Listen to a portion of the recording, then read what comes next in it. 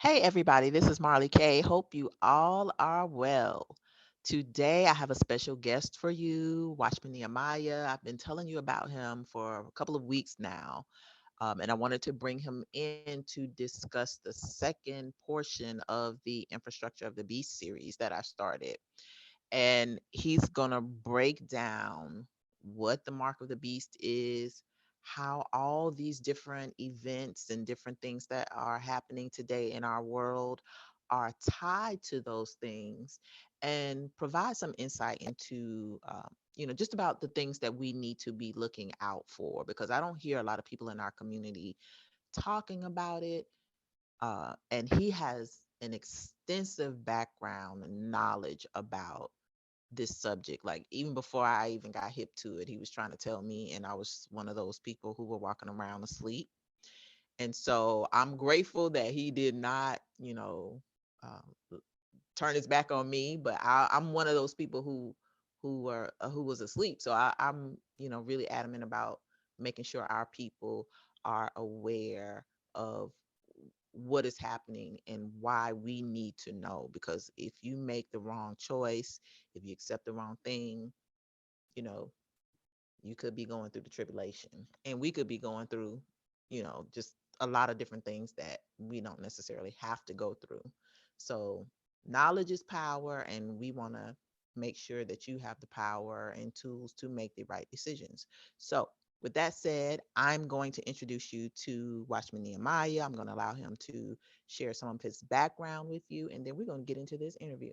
So, Watchman Nehemiah, give us a little background about yourself, and welcome to my channel. Well, thank you, Marley. I appreciate it. Glad to be here and excited about the tonight's topic. Uh, it is really an honor to be able to come on this platform and try to share what little bit of information I have. Uh, I've been studying this particular topic for 20 plus years, and this is something that I really believe that our people need to understand in this particular day and time, because the hour is growing short. We see so many things that are taking place around us, and it's happening at the speed of life. You said, earlier in the introduction, how it was that when I first came to you talking about these types of things, you weren't very receptive, but I'm glad that Yah saw fit to not close probation on you and so many others that need to get this information. And we are now at a time where I believe we're seeing the shaking or the rattling of the dry bones spoken of in Ezekiel. So now is the time to get this knowledge, because as you said, knowledge is power. And you know that one of my sayings from years ago is that knowing is half the battle. So now that we have the knowledge, we will be better able to deal with what the enemy is going to come at us with. So a little bit about myself. I consider myself a watchman, have been studying the word extensively for 20 plus years. I pastored in a denominational church at one point for 8 years. And although I tried to awaken the people that I encountered while being a pastor, it's a slow process. And so I came out of that denomination. I still minister, I still teach, I still preach, but I don't do it in a church setting, because the church as we know it is far from what it was during the first century, during the time when Jesus appointed the apostles to be church leaders and to plant churches. So what we see today is nowhere near what they did, what the early church fathers did in regard to worshiping Yah. And so I came out of the modern church, and I'm trying to get us to a place where we are again worshiping Yah in spirit and in truth, according to the way that the Kodashim, that the members of the way are supposed to do it. That's a little bit about me, and hopefully we'll learn a little bit more about this topic as we uh, go through tonight's study. Okay, so I have a question that is not on my list, but I feel like it is really important because you know anyone who's new here may not really understand the connection because I don't typically talk about anything that has to do with what we what the world would call religion or um, faith or what have you outside of just my own personal things for my regular followers. But I know that some people are going to question why this topic is important and connecting it to us African Americans here in America. And I'm just going to say we the people. But can you provide some brief intro for some say someone who's new and they don't really understand like what this mark has to do or if they see it as religion, what this has to do with where we're headed and how all these things are connected, like why is that important when you talk about us following the law, statutes, and commandments and getting back to the way the most high wants us to live. Wow. Where do I start? That's a lot, and it encompasses a lot. This journey that I have been on is something that I started in my teens, and it took me quite some time to mature into a place where I now understand the difference between religion and relationship. That's the first thing, because religion is one thing. Yah never intended for man to have religion. Yah always intended for man to have a relationship with him. So when you come from a place where religion is at the center of your life, i.e., in the Black community, you know, you can lose yourself in religion and not understand that just because you have religion doesn't mean you have relationship. So that's one huge part of what leads to the next part of what you asked concerning us as the people. Early in my ministry, I did not teach the fact that we were the people, not because I didn't understand the correlation between African Americans or Negroes here in America and our history in what we now know as the Middle East and Western Africa, but because there is a certain there's a certain amount of knowledge, understanding you have to come into for you to be able to accept that. We need to understand that our history didn't begin in 1619. We have a history prior to that. We have an extensive history prior to that. And unless you understand the linkages between our history before 1619 and biblical times, you really aren't in a position to accept what it is that the Bible teaches about the fact that we are the people. If you really want to boil it all down, I remember back in the 80s, late 80s, early 90s, there was a clothing brand called FUBU. The acronym was For Us, By Us. And I take that and I translate that to the Bible, because the Bible was written for us, by us. We are the people that the Bible speaks about. The Bible is essentially I'm gonna say this way. The Bible is essentially a Negro Hebrew Hebrew history book. Once you Yes. start to understand that, once you, because those words are interconnected. The word Negro comes from the word Hebo. The word Hebo comes from is a derivative of the word Hebrew. We are the original Hebrews. So when we come to understand that, then we can start to wrap our minds around why it is important for us as a people to understand the topic that we're wanting to talk about tonight.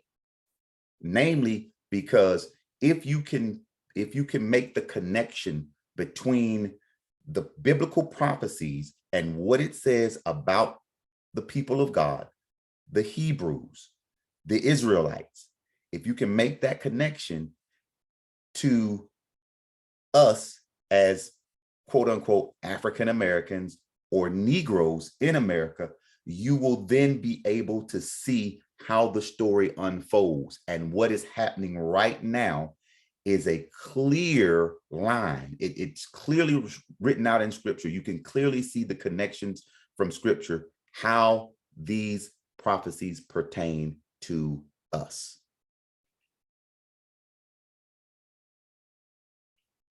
All right.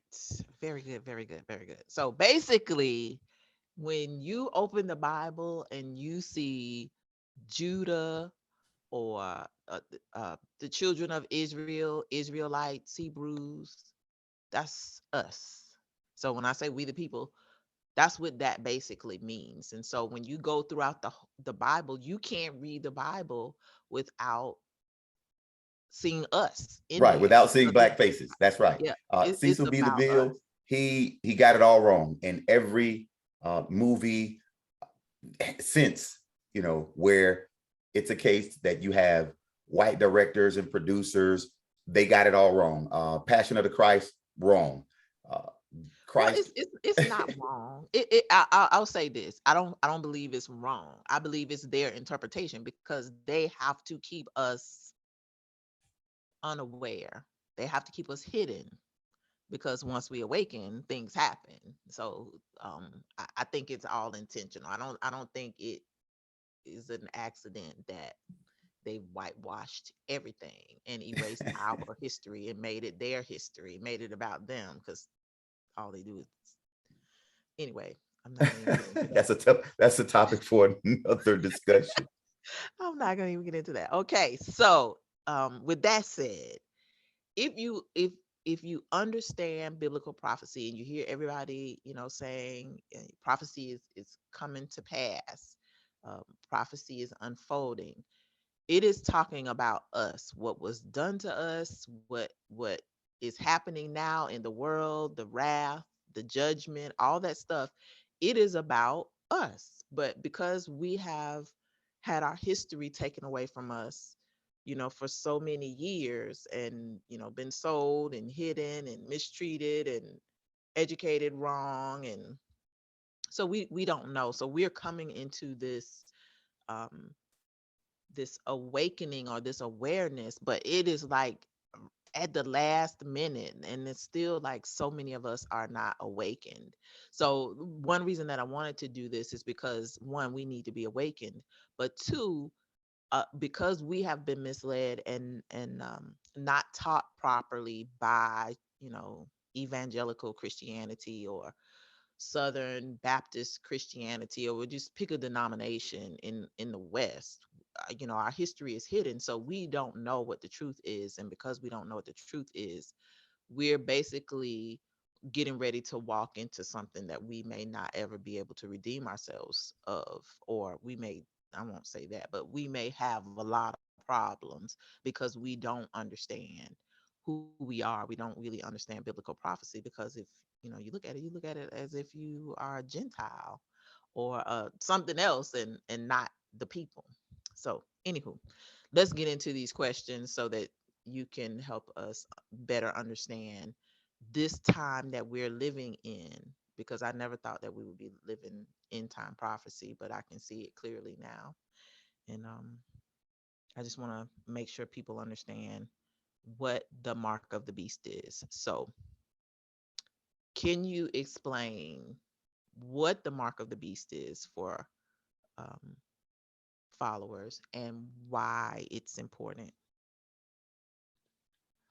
Absolutely. I certainly can. How much time do we have? Because we we I, I, I don't, we could do I the don't. short and skinny version, or I can take you to the scriptures uh to show you like line by line, verse by verse, so that we can understand uh what the mark of the beast is.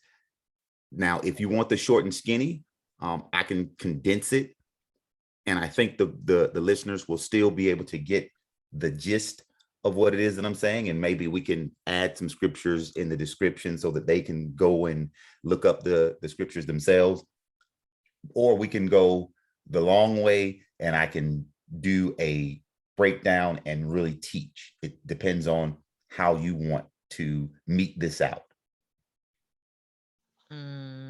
I don't know. How about this? How about I allow you to do the more comprehensive illustration, because if you don't understand that, then you won't understand the rest of it, because people are talking about the mark of the beast. They're all confused. People thinking it's a chip. Some people think it's the lollipop. Mm-hmm. People don't know what it is, and so I just don't really feel people have a grasp of it. So I want you to be detailed and give us scripture and help people. And I will put the scriptures in the description of this video so that you can look them up for yourself. And um, I just feel like that we should start off that way. If you're going to teach about the mark of the beast, then you need to help people understand what it is, especially since it's all about us. Right. Okay. So in order to be able to teach about the mark of the beast, there are some things that we need to do or understand in order to set this up. The first thing we need to do is to understand that whenever you look at biblical prophecy as it pertains to the beast, you have to understand, number one, this beast is symbolically it symbolizes not just a person or a personage. It symbolizes a a kingdom of sorts, a governance of sorts. So there's a beast system, and there's the beast who is the head of that system. And if you understand who the beast is, then it'll make everything more clear. The second part of what you need to understand is that when we talk about the beast and his system is always going to be in direct opposition, or he imitates God. He imitates Yah. So his system will be the it's like yin and yang. It's like the front and back of a coin. So the beast is always going to try to imitate Yah. And so if Yah has a mark or a symbol of authority, the beast is going to have a mark or a symbol of his authority. And so those things must be understood first. And once you understand who the beast is, what the beast system is, and what his mark is, then you'll better be able to understand how that is in direct opposition or direct contrast to God's system and God's symbol of authority and God's mark. So let's start here. When understanding the mark of the beast, we need to understand who the beast is. So the beast is spoken of in several different places in the scriptures.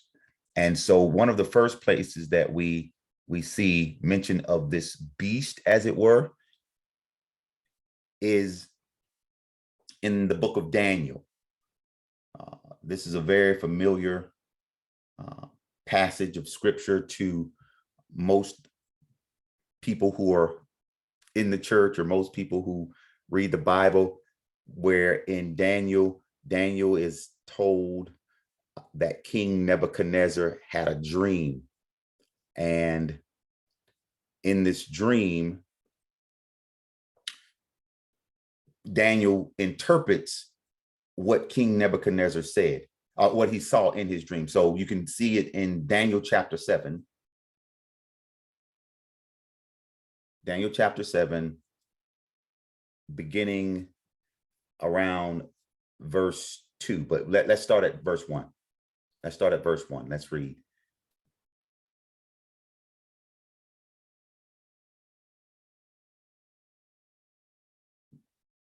You want to scroll down so we can see the first verse? And we'll be succinct.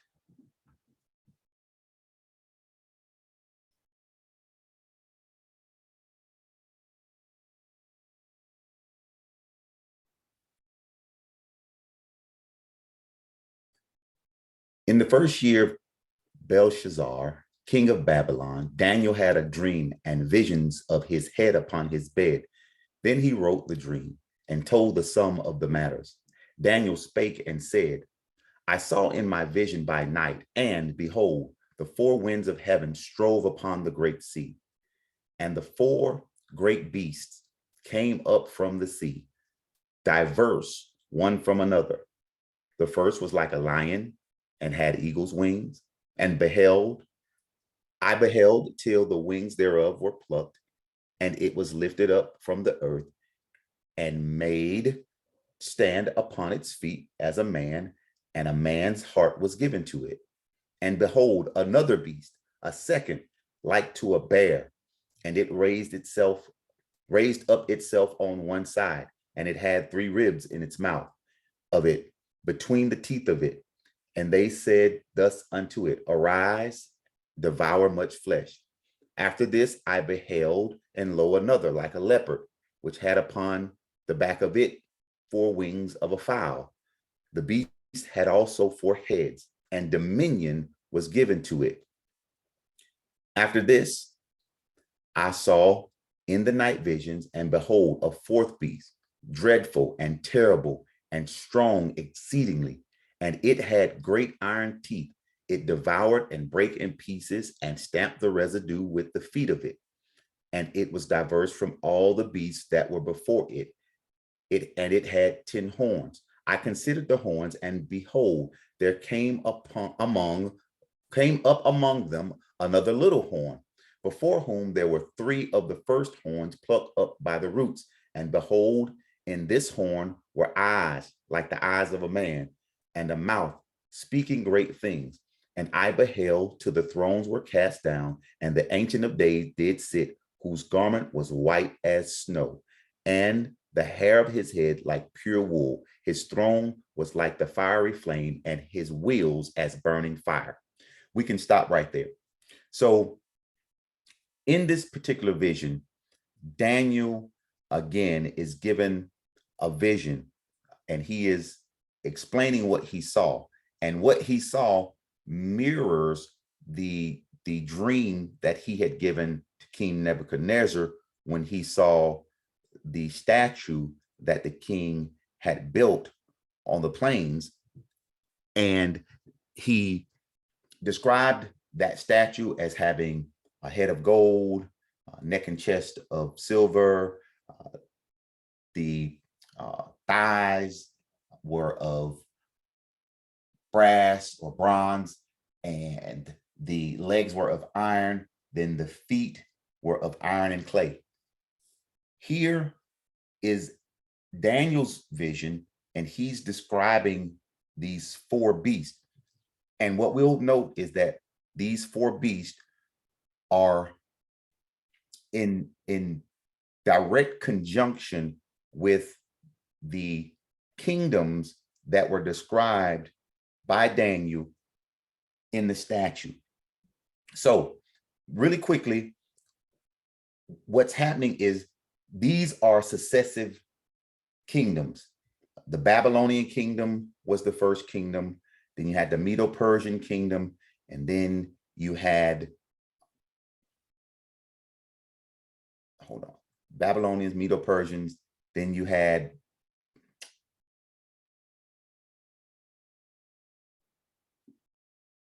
the Romans, and then the Romans, and then you had the Greco-Roman kingdom. And finally, it comes down to the feet. And each one of like each one of the metals described one of the kingdoms. Each one of these beasts describes one of these kingdoms. And the beast, the things that the beast, the thing that you see in the beast, like the first one being, scroll back up and let me walk this out for you. Keep going, keep going, keep going. All right, here we go. The first one being like a lion and having eagle's wings.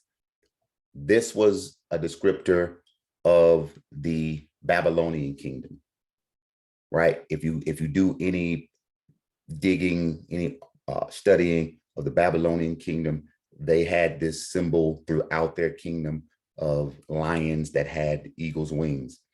And this is what was symbolized in the vision that Daniel had of this first beast. Then the second beast being like unto a bear, it raised itself up on one side. It had 3 ribs in its mouth, and it was told to devour much flesh. This is the Medo-Persian kingdom. Then the next kingdom was like unto a leopard. This was the Roman kingdom. And then it talks about the fourth beast being dreadful and terrible. Those are that's the Greco-Roman kingdom.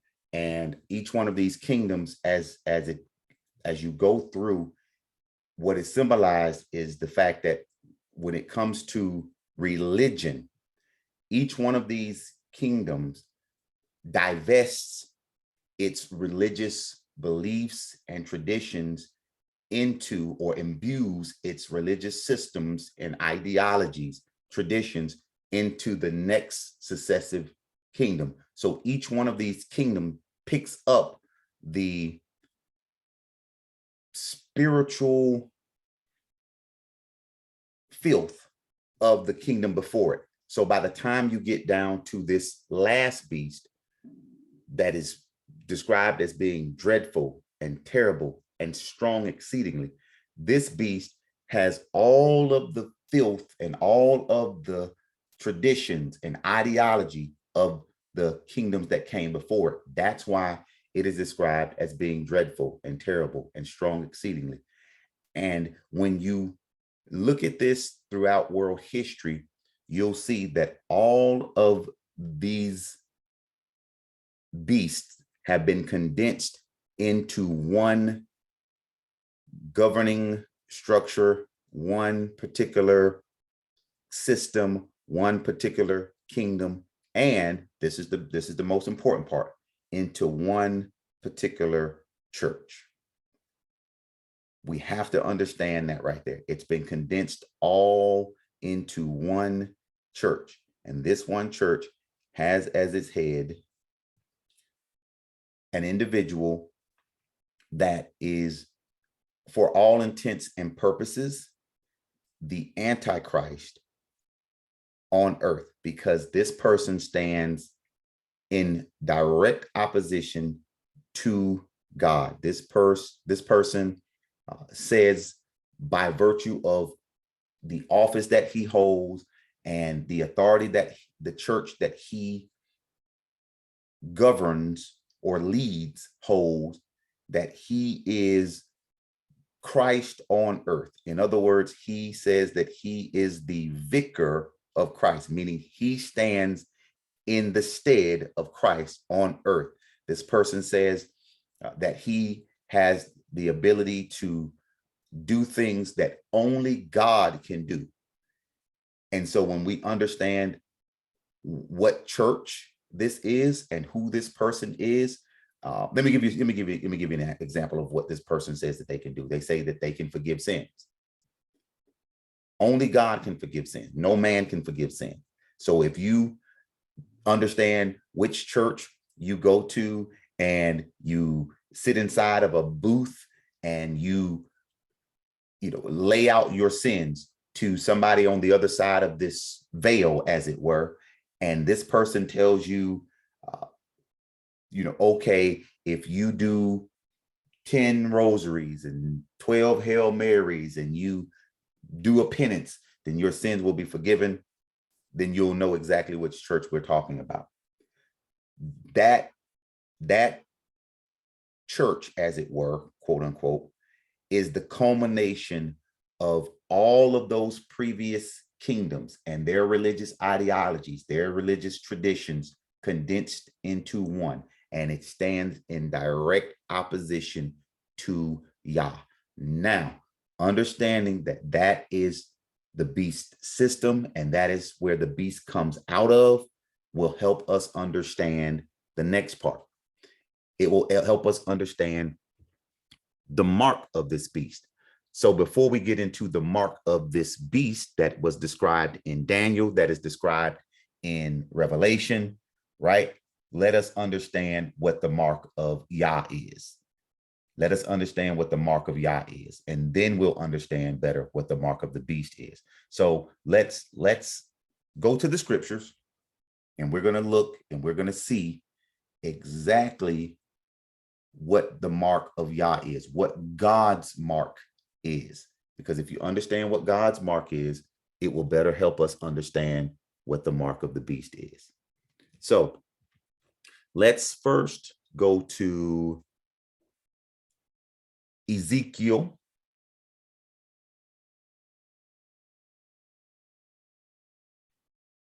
chapter 20.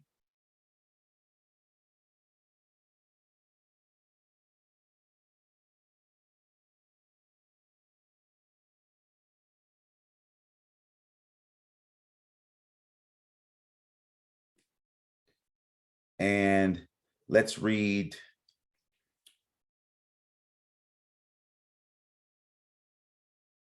let's go to verse 10. Let's start at 10. Let me see what we can. Okay, yeah, Ezekiel chapter 10. Now, when we read this, we got to understand who these people were that were coming out of the land of Egypt. Got to make sure that we put this into proper perspective. All right. These people are coming out of Egypt after 180 something years of servitude. Egypt is like blazing heat. And the people who are depicted in, the Ten Commandments and any other biblical movie you've seen throughout the years, those people wouldn't have been able to stand those types of conditions for 187 years. So make sure you see this right. So where it says in verse 10, wherefore I being Yah. So this is Yah talking. He says, wherefore I caused them to go forth out of the land of Egypt and brought them into the wilderness. And I gave them my statutes and showed them my judgments, which if a man do, he shall even live in them. Moreover, I also gave them my Sabbaths. Pay attention to this. Moreover, also I gave them my Sabbaths. Why did he give them the Sabbaths? Why did Yah give us the Sabbath? Notice that it's plural. He gave the Sabbaths to be a sign. That word sign in the Hebrew, that word that's being translated sign, can be an ensign, a mark, a symbol, a sign. Notice I said an ensign, a mark, a sign, or a symbol. It is to be a mark between Yah and his people. He says it is to be a sign between me and them. that they might know that I am the Lord that sanctify them. Why did he give them the Sabbaths? Why did he give them the Sabbath? To be a mark between Yah and his people, that they might know that he is the Lord that sanctifies. That word sanctifies means to not only purify, cleanse, but to cover, to keep covered. Verse 13, it says, but the house of Israel rebelled against me in the wilderness. They walk not in my statutes, and they despise my judgments, which if a man do, he shall live, he shall even live in them. And my Sabbaths they greatly polluted. Then I said I would pour out my fury upon them in the wilderness to consume them. So what we need to understand is that the Sabbaths, Yah's Sabbaths are his mark, are his ensign, are his symbol between him and his people. And although most of us only know the weekly Sabbath, there are 7 other Sabbaths that mark who we are as Yah's people, that are a sign between us and Yah, that we are his people. And once we get deeper into this, maybe not tonight, Marley, but in another episode, perhaps we can talk about the Sabbaths of Yah, the Moedim, as it were, the feast of Yah, and how it is that Yeshua fulfilled every last one of those feasts and why that's important. But right now, it's important for us to understand what Yah's mark or his symbol of authority is. So let me break this down really quickly. If we go to Exodus 31, verse 17.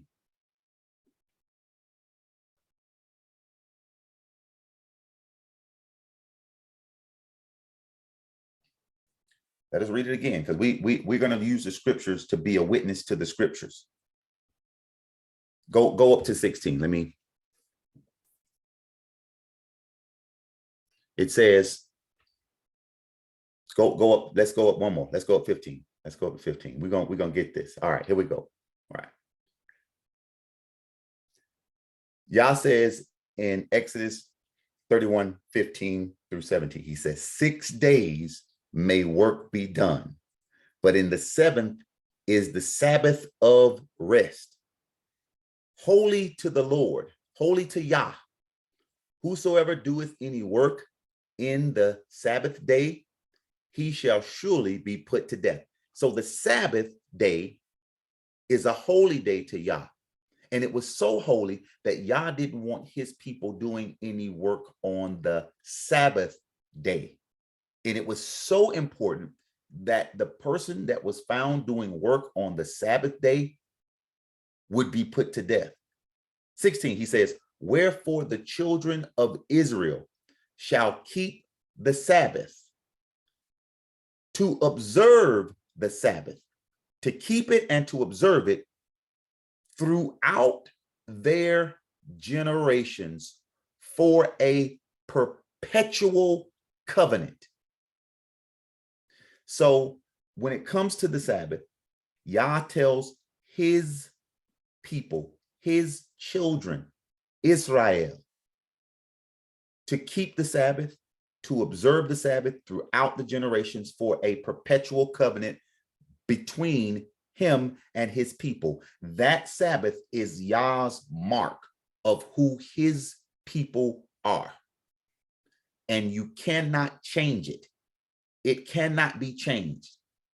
He says, it is a sign between me and the children of Israel forever. For in 6 days, Yah made heaven and earth. And on the seventh day, he rested and was refreshed. So now we understand that the Sabbath of Yah's Sabbath, cannot be changed. It is supposed to be a perpetual covenant. And back then, a covenant was, if you cut covenant, meaning blood had to be spilled in order to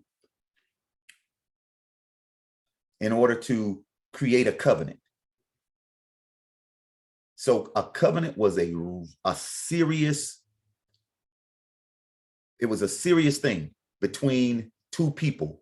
If you cut covenant, you were saying that you would be willing to be killed if you broke this covenant. Yah said that covenant was supposed to be perpetual. It was supposed to be kept forever between him and his children, Israel. So that is Yah's mark.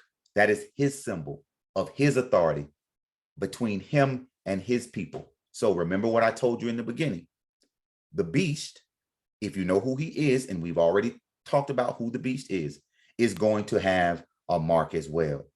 So let's look at the beast's mark. That gets us to the question, what is the mark of the beast? So if we go to Revelation, and this is what most people are familiar with.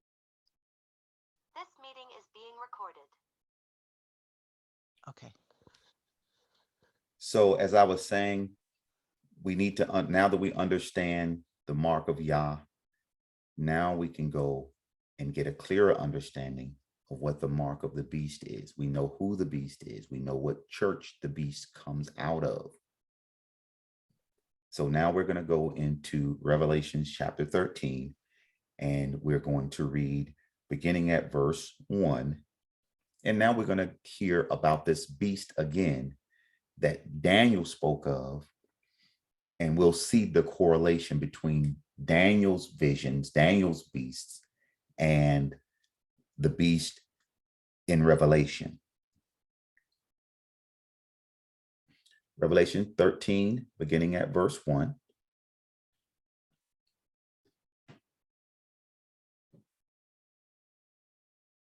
And it reads, "And I stood upon the sand of the sea, and I saw a beast rise up out of the sea, having 7 heads and 10 horns, and upon his horns 10 crowns, and upon his heads the name of blasphemy."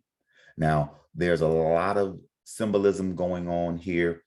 I'm going to just go really quickly and explain to you about some of the Bible symbolism as it pertains to this beast that comes up out of the sea. We understand again that the beast is a power structure, a governing structure, a kingdom.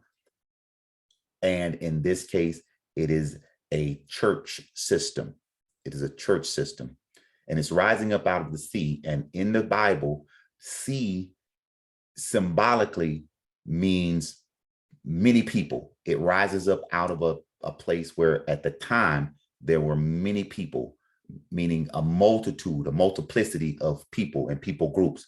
So this beast rising up out of the sea, out of a land where there are many people, a multitude of people and people groups, cultures, ethnicity. Like I said, the beast at this point has melded into one. All of the other kingdoms, they're now condensed into one. And you got all of these traditions, all of these religious systems coming together out of many people. You'll hear some things that are reminiscent of that when you think about the motto of the United States, e pluribus unum, out of many one. These things are not by chance. These are not happenstance. We can talk about that another time, Marley. But it says it having 7 heads and 10 horns, and upon his horns 10 crowns.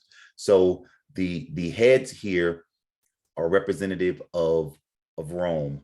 I won't get into the nuts and bolts of that. Representative of Rome. Rome had 10 different types of governance over the years that it experimented with, and each one of those represented a different type of power. But upon his horns 10 crowns, and upon his heads the name of blasphemy. And so we understand blasphemy as being someone who either proclaims to be God or who proclaims to be able to forgive sin. I told you earlier that this beast claims to do both. He claims to be God, says that he is the vicar of Christ, meaning he is Christ on earth. He is the stand-in for Christ on earth. And this particular system, church system, proclaims that they can forgive sin. All right. Verse 2. And the beast which I saw was like unto a leopard. Remember the leopard? And his feet were as the feet of a bear, and his mouth was as the mouth of a lion. And the dragon gave him his power and his seat and his great authority. So pause. Remember when Daniel gave the vision, he said the first beast that he saw was like a lion, the second was like a bear, third was like a leopard. Now you see Saint John the Divine giving a description of this one beast that is the amalgamation of all of the beasts that Daniel saw. And he says that the dragon gave him, or gave this beast, his power. The dragon in this case is Satan. Satan is giving this beast system, this kingdom, his power and his seat and great authority.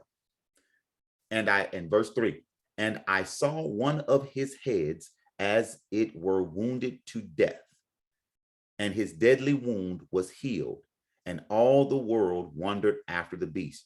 Again, symbolism here, where you had a situation where this church had a leader that was at a point in time taken into captivity. He was exiled. He died in exile. And for years, this particular church lost its power amongst the people. But later on, the power was gained again, and there was again a rise of this particular church. The church leader was reinstated, and again, this church has persisted since then. And when it says all the world wondered after the beast, it is talking about the fact that the whole world, pay attention to this, the whole world wonders after this beast system.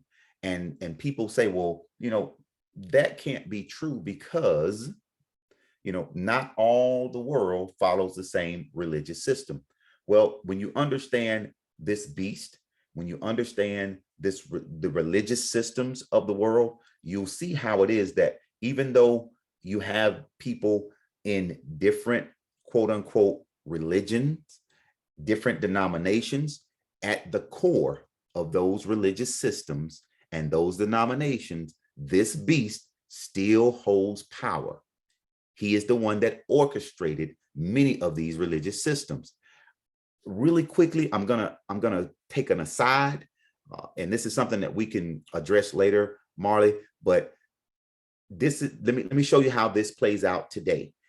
And I know this is something that we can address in greater detail. But right now, the three biggest world religions are Catholicism, the Roman Catholic Church, Islam, and Christianity.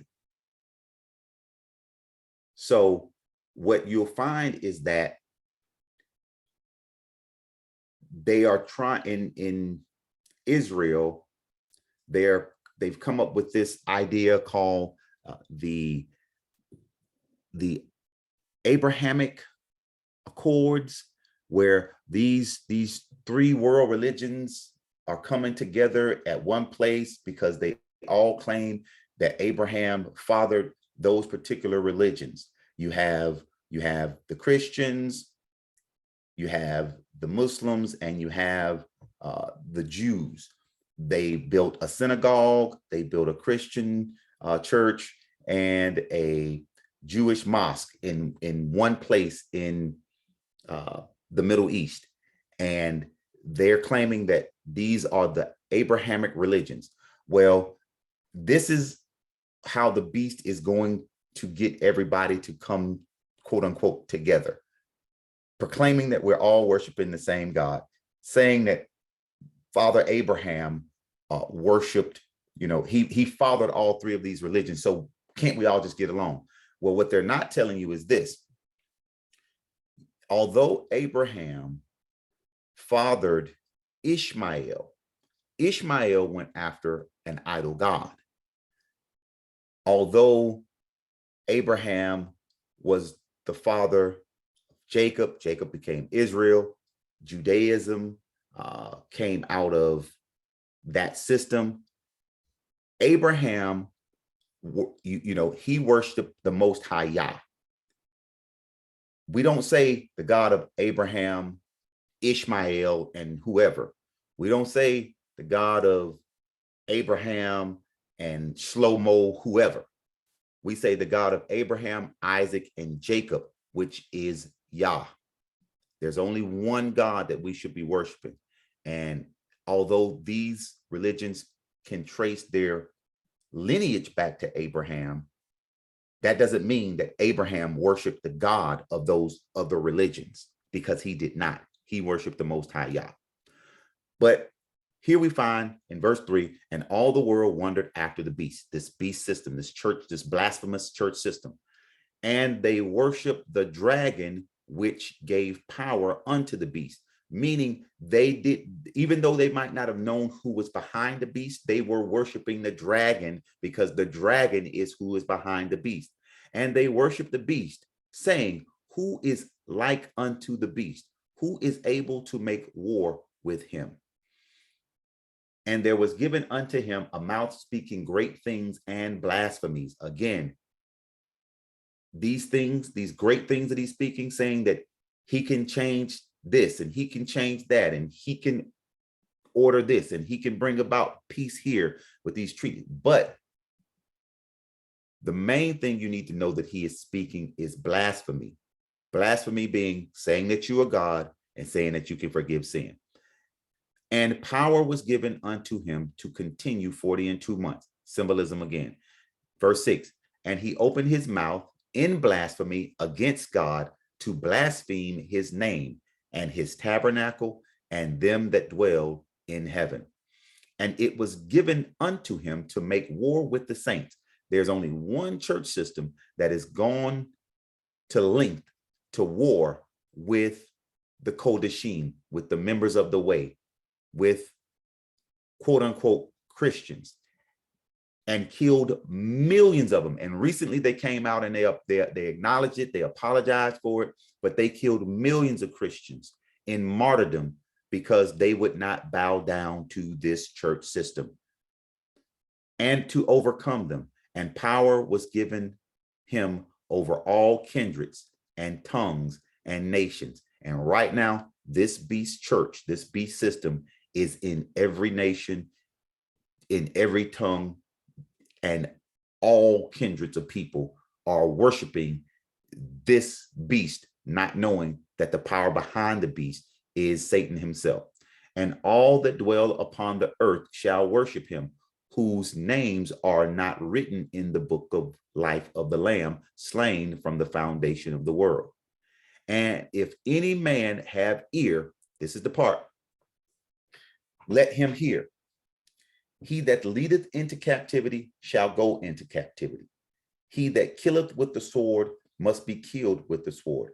Here is the patience and the faith of the saints. And I beheld another beast coming up out of the earth, and he had two horns like a lamb, and he spake as a dragon. So pause. Here we have a beast that's coming out of the earth. So the first beast came up out of the sea. I told you that the sea represented many people. Now you got a beast coming up out of the earth.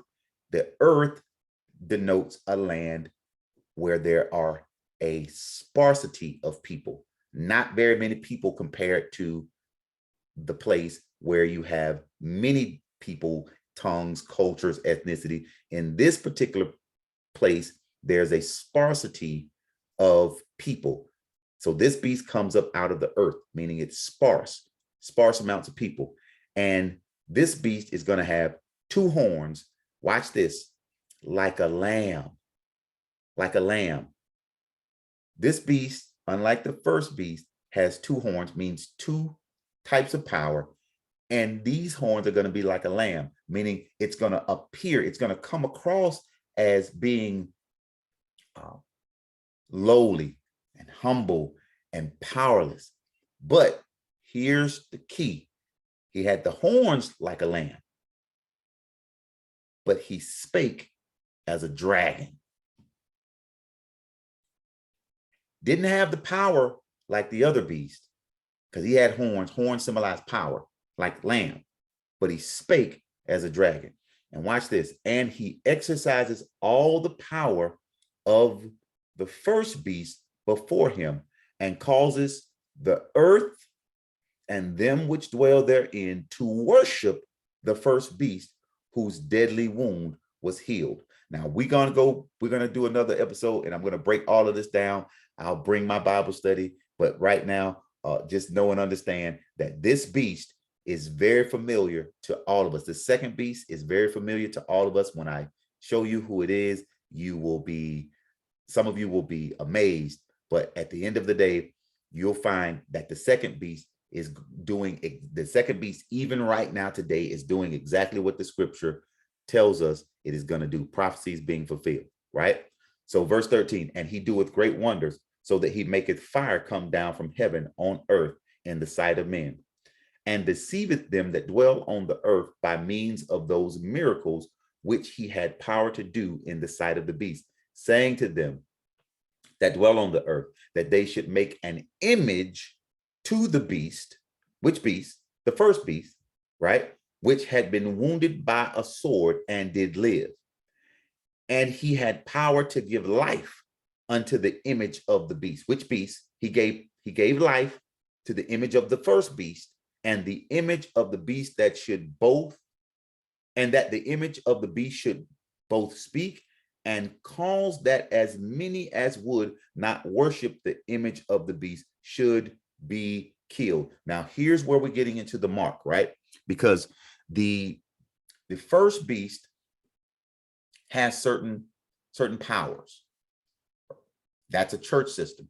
The second beast is not like the church system, but it has power to cause the people on the earth to worship the first beast. The power that this beast has comes from the fact that it can cause fire to come down from heaven. There's only one governing system that's ever caused fire to come down from heaven and put the world in astonishment at the power that it has. And in doing so, it causes the world to worship the first beast who had been wounded, right?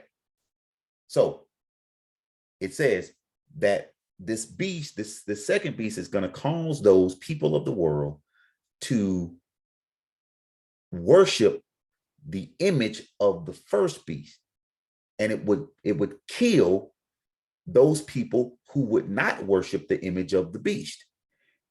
And it says in 16, and he causeth all, pay attention, both small and great, rich and poor, free and bond, to receive a mark in their right hand or in their foreheads, and that no man might buy or sell save he that had the mark, or the name of the beast, or the number of his name. Here is wisdom. Let him that hath understanding count the number of the beast, for it is the number of a man, and his number is 666. In other words, 666. Now, 666 is not the mark of the beast. That's not the mark. The mark of this beast is a counterfeit mark. It is a counterfeit mark. It is the exact opposite of the mark of Yah. Yah told us that his mark was what? The Sabbath, meaning that if you are his child, you will do what he said in his perpetual covenant forever throughout the generation. And that is to do what? Honor the Sabbath, keep the Sabbath holy. But this beast has a mark that symbolizes its authority, and it is going to be an exact opposite, contradictory to Yah's statute concerning his mark. So let us do some extra biblical reading. And there's a book by Stephen Keenan. It's called A Doctrinal Catechism. It's the third American edition. It can be found. The publishing is Edward Dunnigan and Brothers. It was written in 1876 on page 174. I don't know if you can pull this up, Marley, but if you can pull this up, the Doctrinal Catechism by Stephen Keenan, page 174, tells us what the mark of the beast is, because they tell you, they line it out really succinctly in that book. But in this catechism, which gives you the doctrinal stances of this particular beast system, the question is asked: have you any other way of proving that the church has the power to institute festivals of precept? So what this is the questioner is asking, how can the church, this Catholic Church, the Roman Catholic Church, how can it prove that it has power to institute festivals of precept or feasts like Yah's feast, the feast of Yah? And the answer is, pay attention to the answer. Had she not, the she being the church, had she not such power, she could not have done that in which all modern, pay attention to the wording, religionist. This is why I told you, Yah doesn't want religion, he wants relationship. The answer says, had she not had such power to do what? Power to change days and festivals and times and statutes and commandments. Had she not had such power, she could not have done that which all modern religionists agree with. She could not have substituted the observance of Sunday, the first day of the week, for the observance of Saturday, the seventh day, a change for which there is no scriptural authority. So here you have this church telling you that by virtue of their authority, they can change the Sabbath day from Saturday to Sunday. And this is something that virtually all churches in the world observe. They observe Sunday as the Sabbath day, as opposed to Saturday, Yah symbol, Yah's mark. So the mark of the beast is not a poke, it's not a jab, it's not a microchip, it's not a barcode, it's not a tattoo, it's not a brand. It is the accepting of the idea. That's why the mark is going to be in your forehead. Your forehead is the place that symbolizes your thoughts. It is the accepting of the idea. It is accepting the thought that it is okay to change Yah's Sabbath to whatever you want to change it to. Sunday, Monday, Tuesday, Wednesday, Thursday, Friday, but any day but the true Sabbath, the mark of Yah. And not only are you willing to accept this thought, but you're willing to carry it out through your actions. That is the mark in your hand. Your hand is what you do the work with.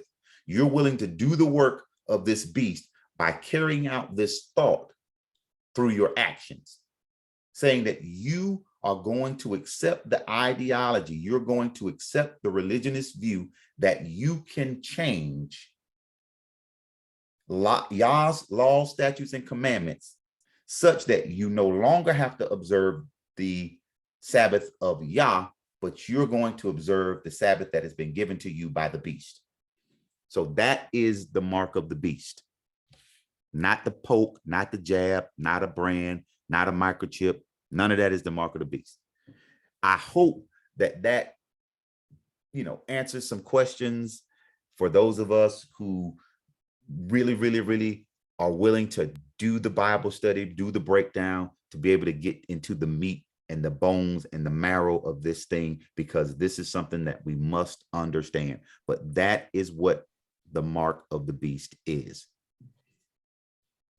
Okay, so thank you very much. That was a very comprehensive, robust discussion about the mark of the beast.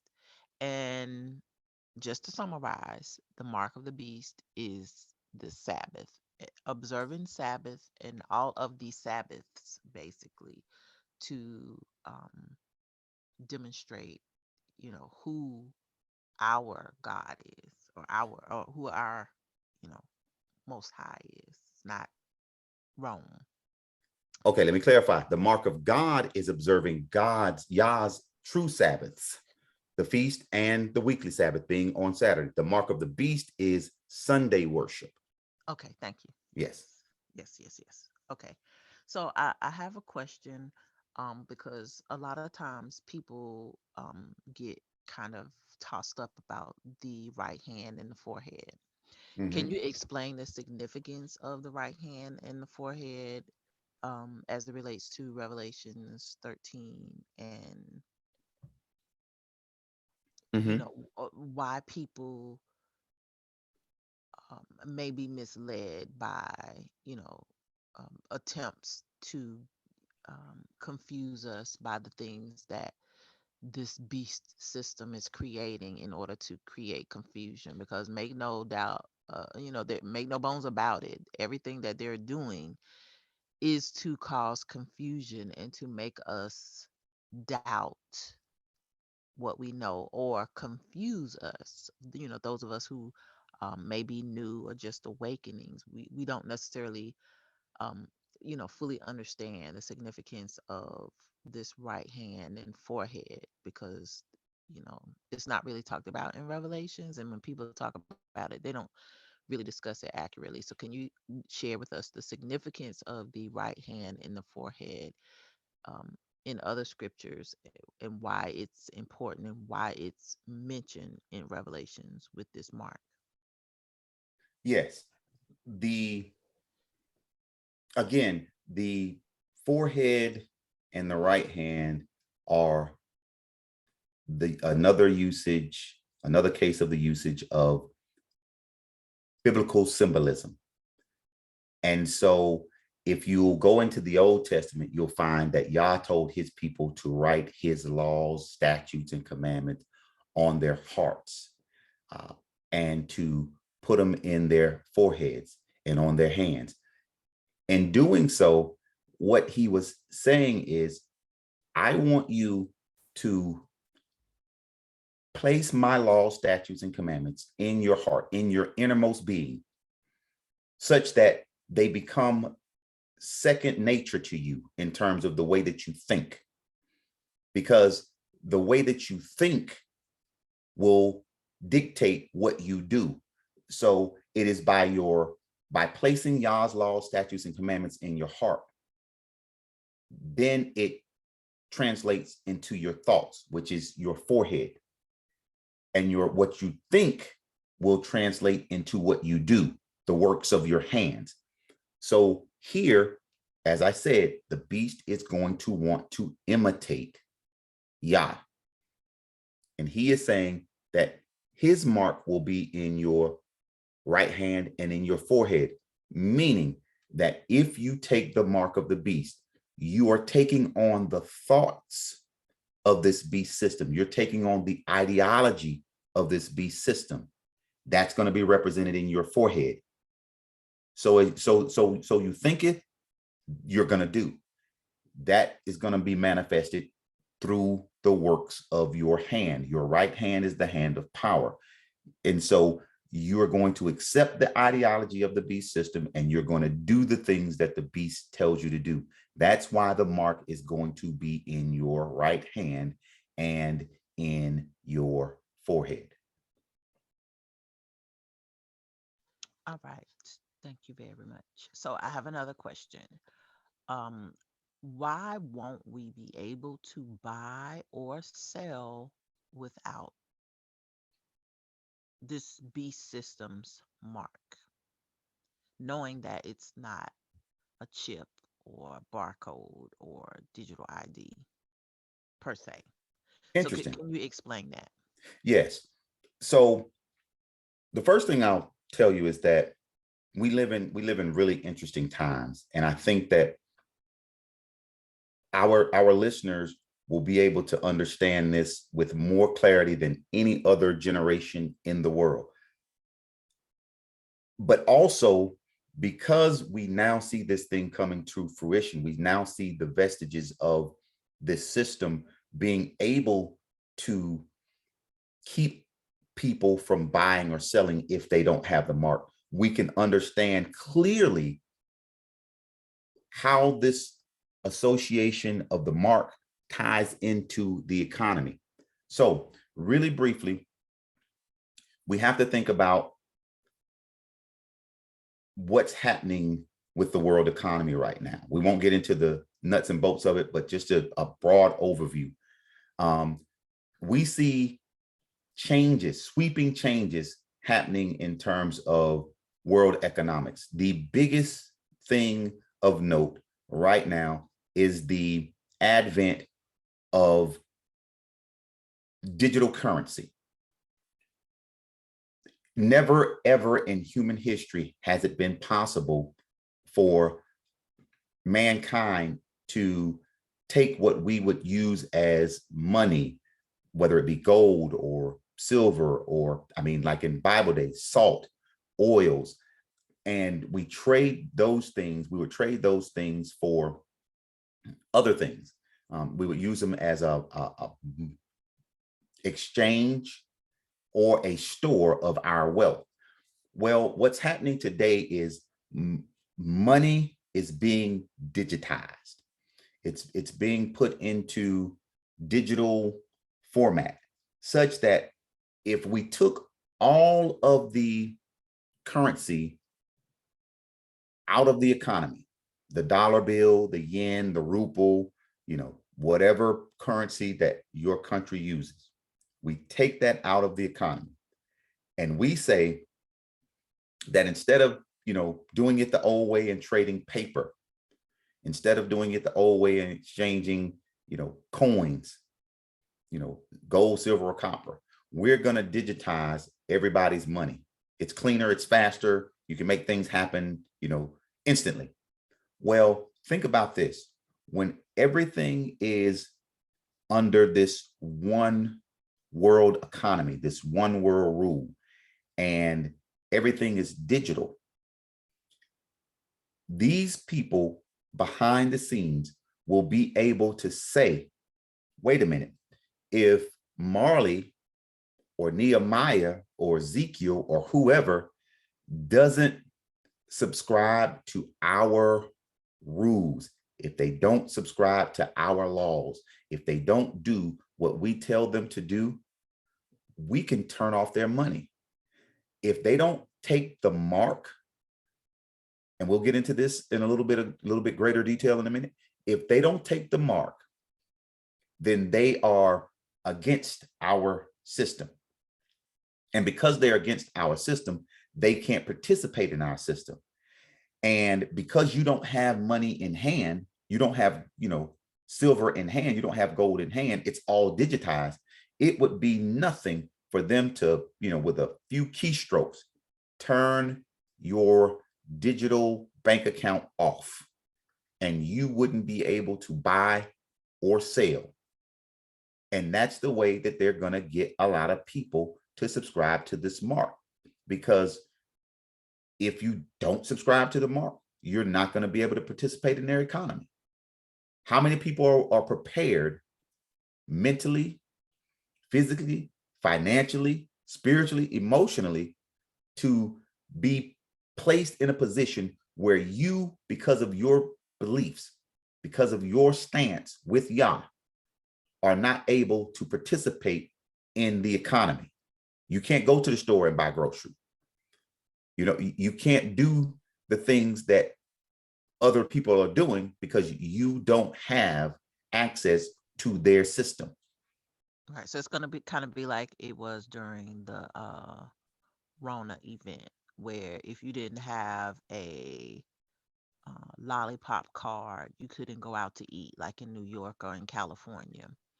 Or in some Absolutely. places, you couldn't go to the grocery store if you didn't wear a um, face mask. Or you just couldn't go certain places if you didn't have proof. You couldn't travel. You could leave, and go to certain countries, but you had to take uh, a card with you, or you had to show proof you had been lollipopped, or that you were negative. You had a negative, specific type of test, or you couldn't travel. So, with this currency, this digital currency, or this, what will eventually lead up to the mark is, you can't go to the grocery store. You can't pay, you can't have electricity because it's going to require you to, obey the Participate. rules. Yeah, it's going to require you to participate. It's going to be like that event that you just described on steroids. It's going to be that times 10. You won't be able to do anything. And what's going to make it even worse is that for those people who don't want to participate, they're going to label you as being subversive. They're going to label you as being a traitor to the world because you're not willing to participate, because this is all centered around this idea that we need to all be on one page, one accord in order to combat and stop climate change. All of this is tied to one agenda. You have to create a narrative where everybody is willing to buy in. And if I tell you, if I create a system, if I create this system, this B system, and I tell you, if you don't participate, the whole world is gonna, we're all gonna die because, by burning fossil fuels and doing this and doing that, and, not being willing to take a day off once a week to let the earth rest, you're contributing to, climate change and your Global warming. global warming, and you're going to help destroy the world. Well, what about those people who hear that and believe that, and they subscribe to this system, and they see you or me or anyone else not participating? You're going to be persecuted. They're going to look at you like you're the problem. Yeah, that's kind of like, again, going back to the Rona event 2020, 2021, when they were talking about coming out with this lollipop. A lot of people were like, I ain't taking that. And if you said you weren't, then people were like, oh, you don't care about other people. Yes. Or if you went someplace and you didn't wear a face mask, oh, you don't care about other people. I don't want to get sick, which, were legitimate, reasons. Well, But no, think about it. Think about it. And because I ran into this, and so I thought it was funny after I thought about after I had some time to kind of think about it. It was just funny to me. Okay, so if the people who took the lollipop were of the opinion, were of the thought that the taking the lollipop would help protect them from, you know, the Rona, mhm. then why would you be scared of me? I mean, I should be scared of you because I didn't take it. And if you're so confident that this lollipop is going to protect you, you should be good. You know? Well, it was kind of it was groupthink. It was fear and groupthink because Yes. what was done was they told us you had to have it and it would keep you from getting sick. It Well, would now keep we you know from that that's a dying. lie. Right. But look, it took 3 years for people to figure it out. And you still have some people that want to argue that, it worked. It saved lives. It kept people from dying. No, no, it didn't. And then no matter how much Hmm. you tell people, the studies have proven, just like some of the rogue doctors, that proven in the beginning, it doesn't work. It didn't work. That's not what happened. What happened is they took something, they made it, you know, terrible, basically a weapon, Hmm. unleashed it, and as evolved in humans, it got weaker. Hmm. But nothing that we took was going to save us because it was designed not to. But we didn't know that, and we were lied to. But to your point, people believed the information that they got. They were angry at other people. I mean, I can't tell you, I was getting my butt chewed out on Twitter. I was getting my butt chewed out on my blog, on Medium. Like, people just didn't want to hear what I had to say. And, you know, um, people were like, "You're not gonna get it. If you're not gonna take it, you can't come to my house. You can't go Hmm. to whatever." Hmm. And so, I didn't care one way or the other who got it. I just knew I didn't want to get it, and I definitely didn't want to get it in the beginning when it was killing folks. Um, but I didn't want to take anything because I just didn't believe that it would help, and especially when they targeted us.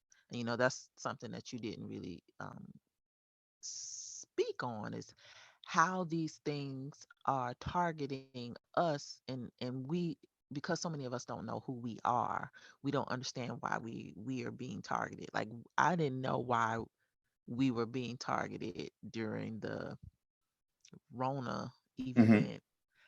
But now that I'm awakened, I'm like, oh, they was trying to kill us for real, for real. Like, they Right. need to Right. get rid of us.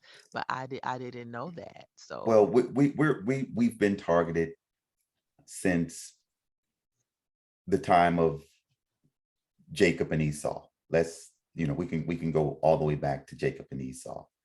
There's always been an enmity between Jacob, his lineage, and Esau, his lineage. I can show you that specifically in the scriptures, and I can bring it all the way up to these times. But the primary reason that we are targeted is because, number one, the enemy had an agenda whereby he knew that the Messiah was supposed to come through a certain family line. And if he could destroy that family line, then he would, in effect, destroy, keep the Messiah from coming. mhm, So that's the first part. And then as you go through world history, you'll see that, all right, he couldn't keep the Messiah from coming. So now I have to come up with a different strategy. And so now I have to try to basically deceive all of the people that he was sent here to save, that he was sent here to bring back into the fold, as it were. And that is primarily Israel. Now, don't get it twisted. I'm not saying that simply because you are from the line of Jacob that you get an automatic, go to heaven ticket. That's not what I'm saying. But what I am saying is there are other prophecies that need to be fulfilled through Israel. And if the enemy could keep those prophecies from being fulfilled through Israel, he felt like he would still win. Well, you bring that to today, and you'll see, one of the many wiles, as the Bible describes, that he's tried. One of the many different schemes that he's tried to try to keep Israel from being able to fulfill the prophecies of Yah. And namely, in this day and age right here, it's the stealing of our identity. So the way that I explain it to people really briefly is, think about this. If you had a child and you left your child this huge inheritance, and your child is yet a babe, your child is a baby and doesn't know who he or she is, and somebody comes along and says, you know what, I'm going to kidnap Marley's child, and I'm going to put my child in the place of Marley's child so that my child can get the inheritance. And they hide your child away and train their child to walk like, act like, think like, talk like your child. And the people that are the trustees of the inheritance says, hey, this certainly looks like Marley's child. That they seem to have that Marley swag, and people start believing that that's your child, but they stolen your child's identity. What happens if your child is able to, get out of the dungeon where they have been kept and then start proclaiming to the world, I'm Marley's true child, and comes up with receipts? What do you think the child that has been pretending to be your child all these years is going to do? What do you think their family members are going to do? They're going to come out after your child like full throttle, trying to say that they're lying, trying to, figure out ways to be able to subvert and keep them quiet, so on and so forth, because they don't want that truth to come out so that they don't lose that inheritance. But at the end of the day, Yah has told us that, yes, it would basically be like we would be erased off the face of the earth. But in the last days, he would again gather us. He would gather us, and he would begin to wake us up. That's why I alluded to earlier, the vision that Ezekiel saw in the valley of the dry bones. Those bones were utterly bleached. You couldn't tell where one skeleton started and the other one ended. But because of the power of Yah, because of who Yah is, because of the fact that he will not leave his people Israel, he told the prophet, speak to the bones. He said, can they live? Can they live? Can these bones live? Ezekiel said, oh, for surely. And Yah told him what to do, step by step, speak to the bones. And that's what we're doing tonight. We're speaking to the bones. We're speaking to the bones to let them know who they are and what they can look forward to in these last days. Because at the end of the day, these last days are all about getting back to the laws, statutes, and commandments of Yah, and knowing the deceptions that are going to come on the world, the whole world. And if you understand what is going to happen, then you'll better be able to navigate, as it were, the obstacles that are going to come. Gotcha. Okay, so again, quickly, could you share like why we won't be able to buy or sell? And basically, I guess in a nutshell, it is because for us, if you are a believer, you won't um,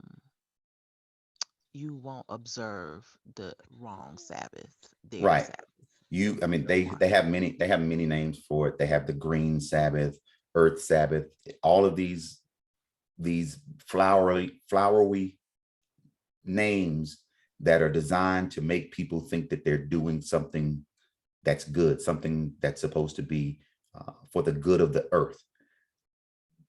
And if you don't subscribe to that, which if you are a child of Yah, if you are a true child of Yah, you will not be willing to participate in the beast system. You will not be willing to take the mark of the beast. You will not be willing to say, well, to heck with Yah's law, statute, and commandment. I read it in the scripture. I know what it says. I know what Yah's mark is, but I'm going to do, what the beast tells me to do, what the beast system tells me to do for the good of the earth.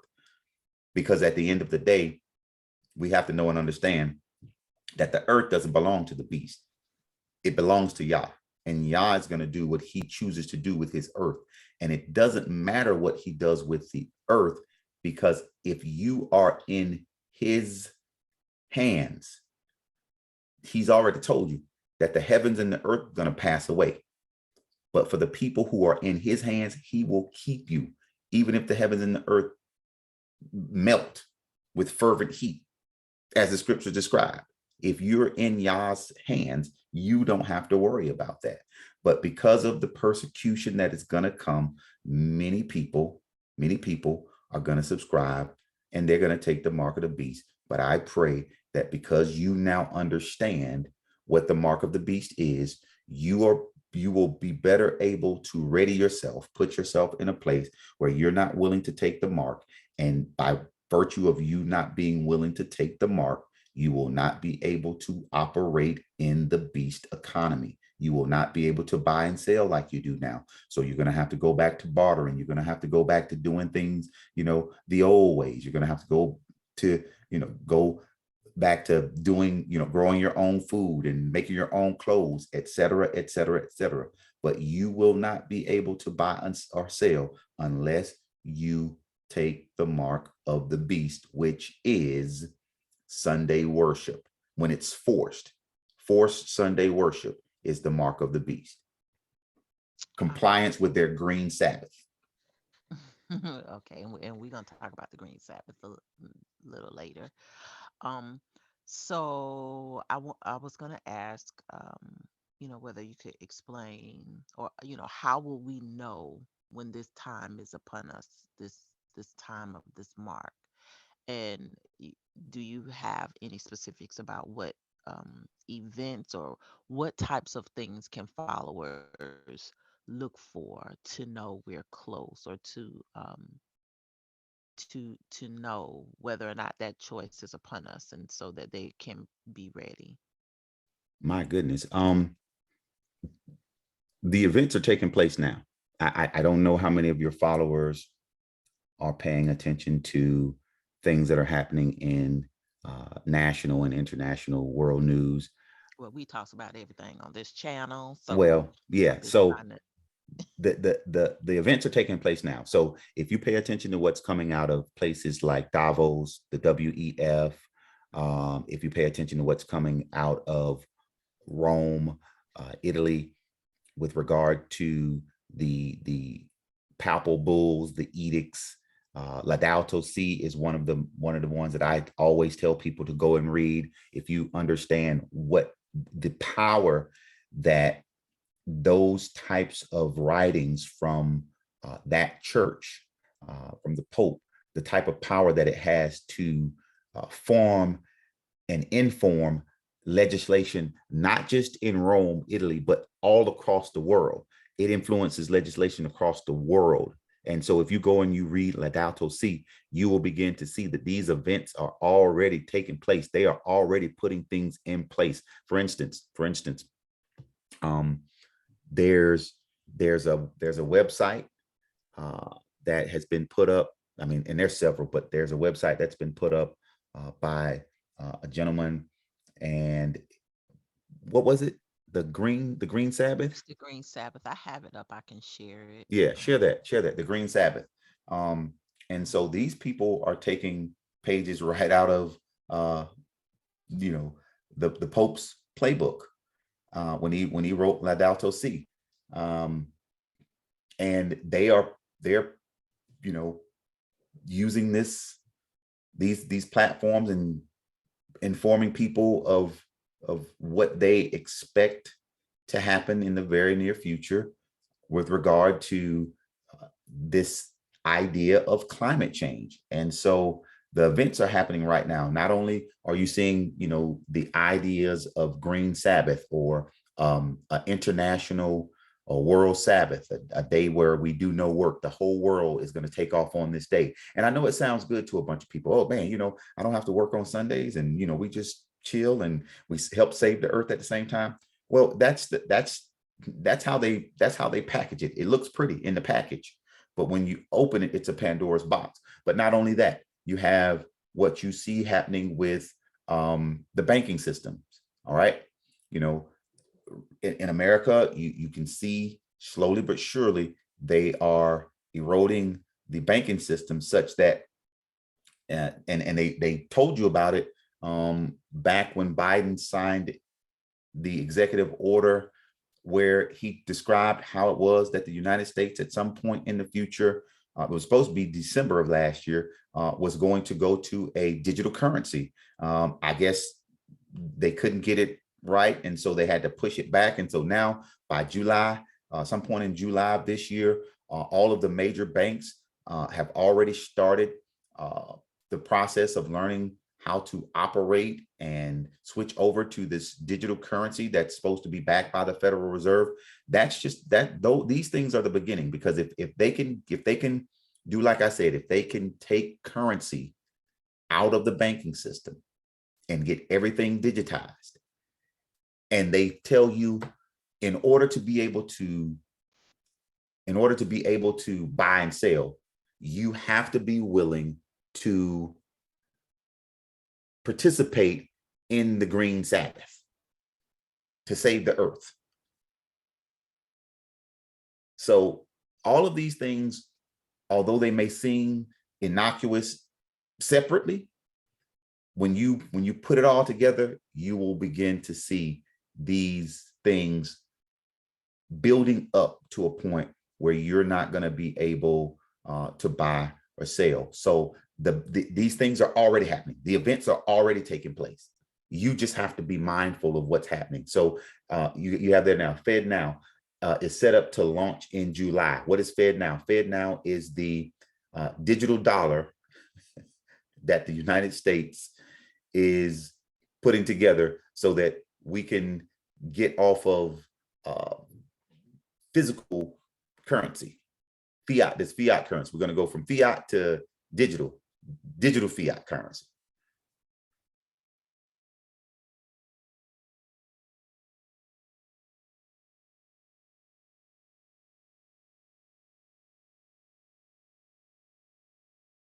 You had something you want to add to that, Marley?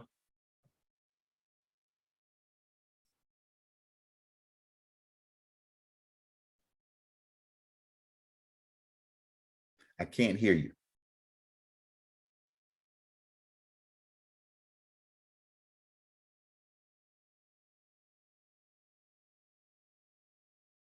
Marley, are you there?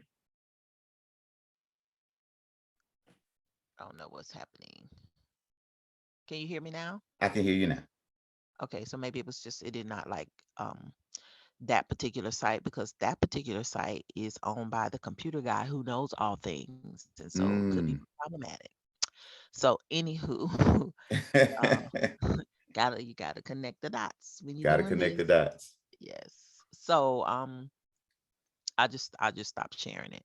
But basically you were talking about the digital currency that's coming online in July. And actually, it is actually on time, because they had to develop the pilot, or they had to come up with the plans by December, which they did.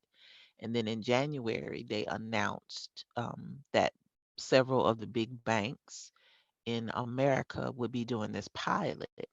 So they did the pilot, and I talked to my followers about the universal basic income programs that um, were in cities like Detroit and Mm-hmm.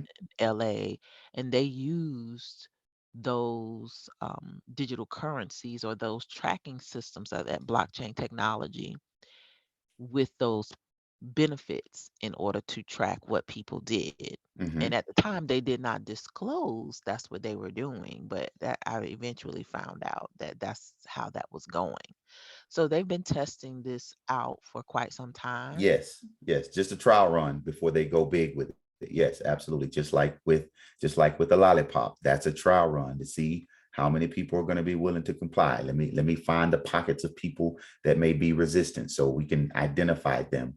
Let me find the people who, are going to be rebelling against the system. Same thing here. We got to figure out if those people who ordinarily aren't banked, you know what I'm saying, and aren't considered bankable, the enclaves of people who are in the cities and really don't have access to banking. We have to figure out how we can get them, to participate in this new economy, this great reset, as it's been labeled. But all of those things are precursors to what's coming.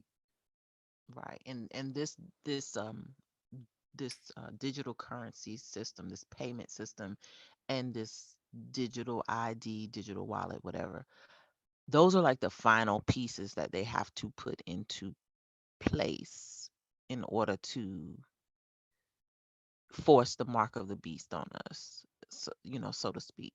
And I don't know how fast. I don't know if you have any idea of how quickly you expect this to happen, or if you think it's going to be something slow and gradual to get us used to it, or is it just going to be No, it's not going to be slow and gradual. I'll give your viewers something that they can kind of measure how fast I think this thing is going to happen by. okay? So remember, for those of us who are a little bit more mature, I'll say it that way. Remember how back in the days uh, when your parents were on government assistance, and once a month they would get these books of food stamps, and Yeah. they looked similar to money. They just weren't green. They were, you had the brown $1 bills, you had the red, tens, the green Mhm. fives, et cetera, et cetera. But you would get this book, and this book would have a certain amount of money in it. It came in different denominations. But you would get it, you would get those books, and you would be able to take those coupons, as it were, and redeem them, whatever the dollar amount was, for food. Um, and I remember, you know, this was at a time when debit cards were not in wide usage. And I remember my mom, getting a letter saying that, after this month, there won't be any more booklets. What you'll get is you'll get a card, and the card will, be like a debit card. What is this? Because we didn't have credit cards, and, no debit cards because nobody had a bank account. But Mhm. almost overnight, that whole system was overhauled. It was changed, whereby you no longer got the books, and you went straight to a debit card type EBT card. Um, Mhm. and so for a couple of weeks, maybe a month, I know it wasn't 2 months, but very short order, you no longer saw any of those denominations, because I knew people who would trade in the hood for these things, and they would keep stacks of them. You know what I'm saying? Because you could trade it for, trade it for money, like green money. Now, it wasn't that you didn't redeem it for as much as the face value of the coupon was, but you could still trade it for money. So if you had enough of these, you could, transact, yourself into a couple of $100. But long story short, in order to be able to get those coupons off the streets, the government subsidized the stores and anybody else who would turn them in. So instead of you getting the face value of what it was on the coupon, like let's say it was $1, they would give you $1.25 just for turning it in. So it didn't take very long for people to turn all of those coupons in, and you never saw them again. Same thing here. Number one, I don't think that it will take very long for the system to be enacted. Now, the other part of that is, when will it happen? I don't think that's going to be gradual either. But I will Mhm. say this: in order for it to happen, something else, something bigger is going to have to happen. So Order it, out of chaos. yeah, order out of chaos. There you go. There you go. There you go. Order out of chaos.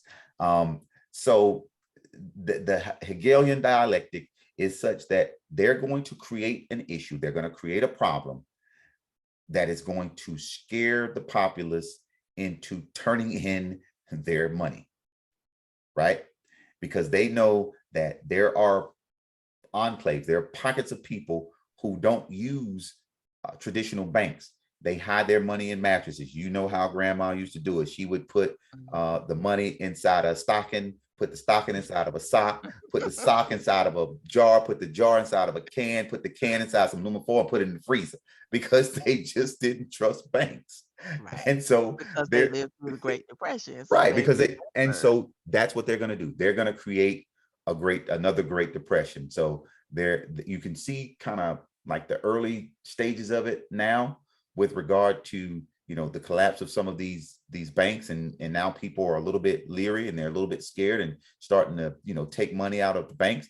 Um, and what they'll do is they will make the smaller banks insolvent first, because generally smaller banks don't take some of the bigger risks that the larger banks will take, in terms of, doing subprime mortgages and stuff like that. They don't, smaller banks generally, only make their money in their neighborhood. And so they're solvent. There's nothing, that's going to cause them to fold as long as they stay on the path that they're on now. So, Mhm. so in order to, make these banks tank, they have to do something.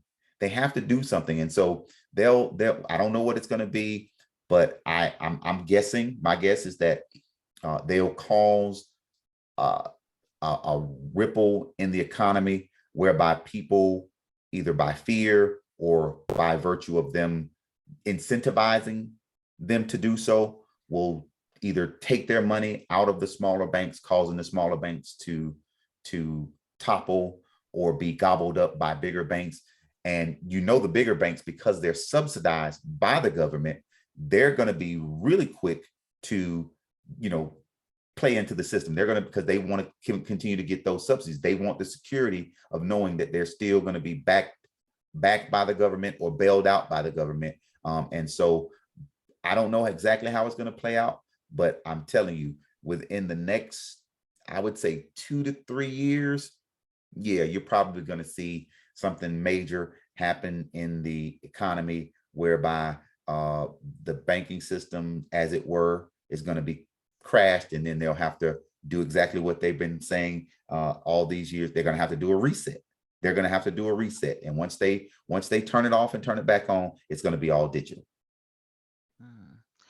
I think it's actually going to be sooner, but I don't know because I just think so many people are waking up and rebelling. I think it just seems like everything that they've tried to do hasn't worked, or it has half-heartedly worked. And so, I got a feeling they're getting kind of antsy, a little afraid, and they may try to expedite the process. But I don't know.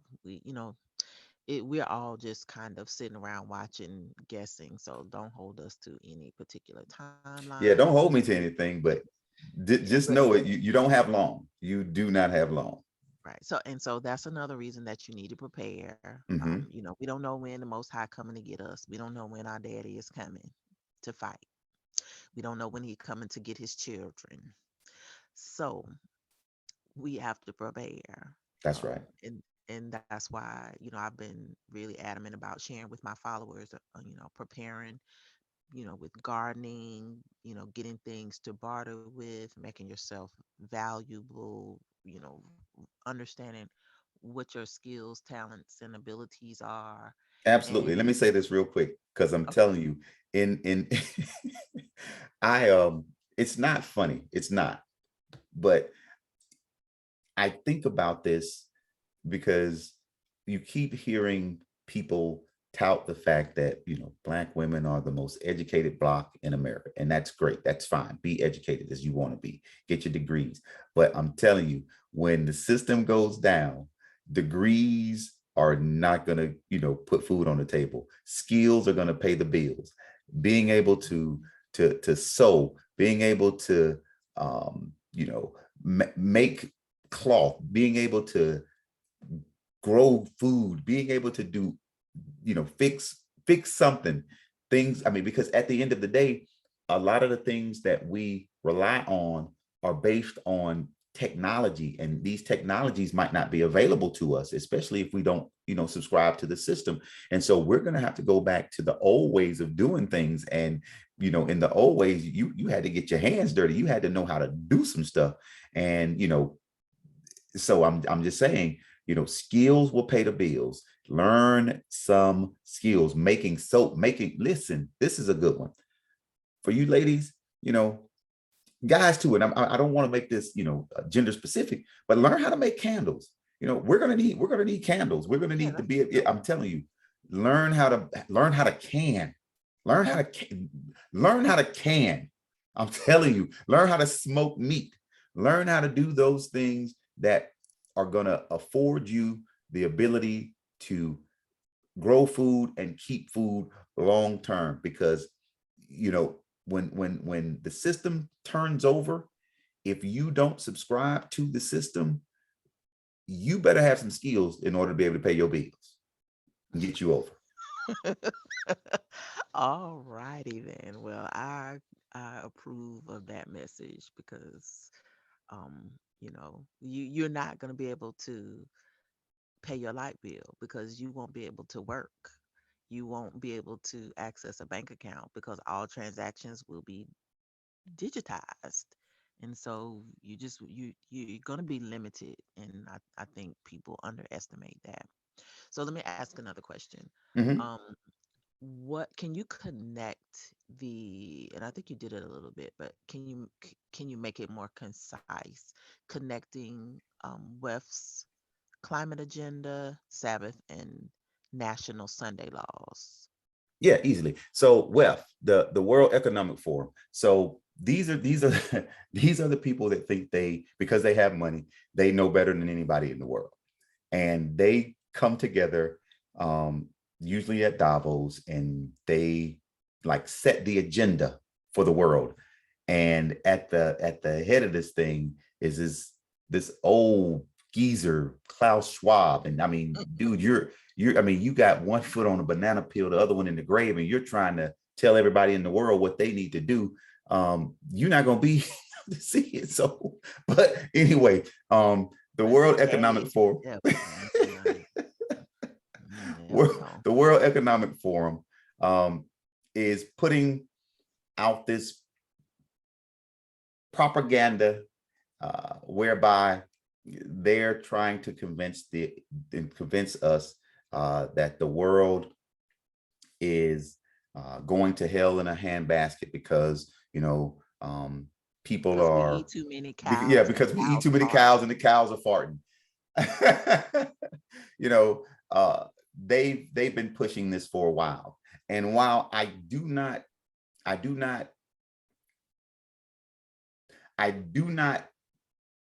go against the science, what I don't believe is that humans are going to be able to contribute to this idea of global warming or change global warming. And the reason I say that is because I read the scriptures, and the scriptures tell us that certain things were going to happen in the last days. And all of those things are not a result of human activity. If they're talking about, oh, we're eating too much beef, and the cows are, their farts are causing, the world to warm up. Well, Mhm. what about when the dinosaurs roamed the earth? They were much bigger than the cows, and they had more oxygen, in the atmosphere then than we do now. So I don't, I really, it's hard for me to wrap my mind around that. But here's the bigger picture. It's just like in the movie Independence Day. I remember when the guy that played the president got on the microphone and said, we were able to come together because we had a common enemy, and we fought together, and we won the day. Well, here's the deal. In order to get the climate agenda across, such that they can institute some of the other facets of this beast system, they have to give us a common enemy. And that common Mhm. enemy is going to be climate change. It's going to be the idea that if we don't all come together, we're going to destroy the planet that we live on. So everybody must participate. Everybody must take a day off. Everybody must, have a social credit score and only use so much carbon, in a given amount of time, except for the rich folks now, because they'll be able to buy your carbon credits. But at the end of the day, Because they're you're gonna not be too gonna, poor to go any place, do yeah, anything, and you you won't be able to eat any cows. right, right. So that's why they're pushing the climate agenda. That's why they're pushing for 15-minute cities, smart cities, everything smart, smart, smart. Trying to put us in a more concentrated area. All of that is for the purpose of control. You can't control people that are spread out, but if you can convince people that we all need to come together in order to save the planet, and in order and one of the things that we can do to do that is we need to live in more compact cities where we can allow the grass to grow in the majority of the land, and cut down on carbon emissions by going what is it, solar. And the one of the things that really blows me away is the fact that it costs more to produce solar than it does to keep the the gasoline engines that we do now. Because I mean, in order to produce the solar, you have to burn coal, you have to not solar, in order to produce the electricity. I'm sorry, in order to produce the electricity to charge up these electric EVs, these electric vehicles, you have to burn coal, use hydro, so on and so forth. Mhm. So it Something else. right, it's more of a cost to do that than it is to just continue with um, the vehicles that we have now until we can come up with some better technology. But how we connect that to the Sabbath. So the way that they're connecting that to the Sabbath, and again, if you go to the Green Sabbath Project page, you'll see the connection as they thread, as they make the connections by threading these things together. So they're saying that, okay, studies have shown, and they used the time during the period where the whole world went on lockdown because of you know the the pandemic, if I can say that. During the pandemic, they say they did studies, and it showed that during that time we were able to lower the overall temperature of the earth by 2 degrees, because nobody was going to work and nobody. But if we did that on a weekly basis, i.e. every Sunday, then that would help bring down the global temperatures and keep us from being destroyed because of climate change. So that connects the climate agenda to the Sabbath. And so they're going to say at first they're going to say, well, yeah, you can worship on whatever day you choose every week, but everybody must take at least one day off. But then that's gonna morph into, well, we need to be coordinated. So we need everybody to take the same day off just to make sure it works, you know. And so everybody's gonna be taking the same day off. What day do you think they're going to ask everybody in the world to take off?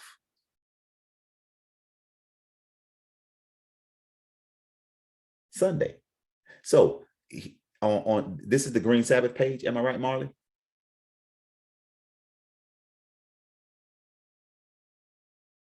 I can't hear you.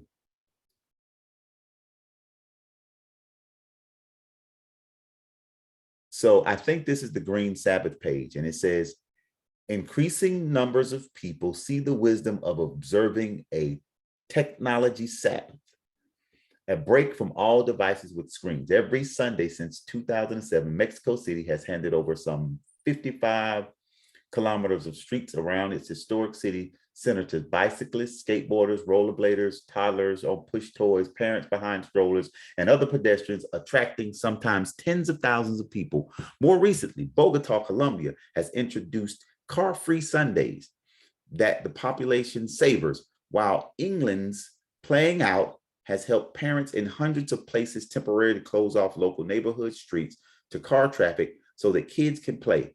When Israeli cities shut down for the Jewish holiday of Yom Kippur, the Day of Atonement, nitrogen oxide pollution in the air decreases for the day by 70 to 99%.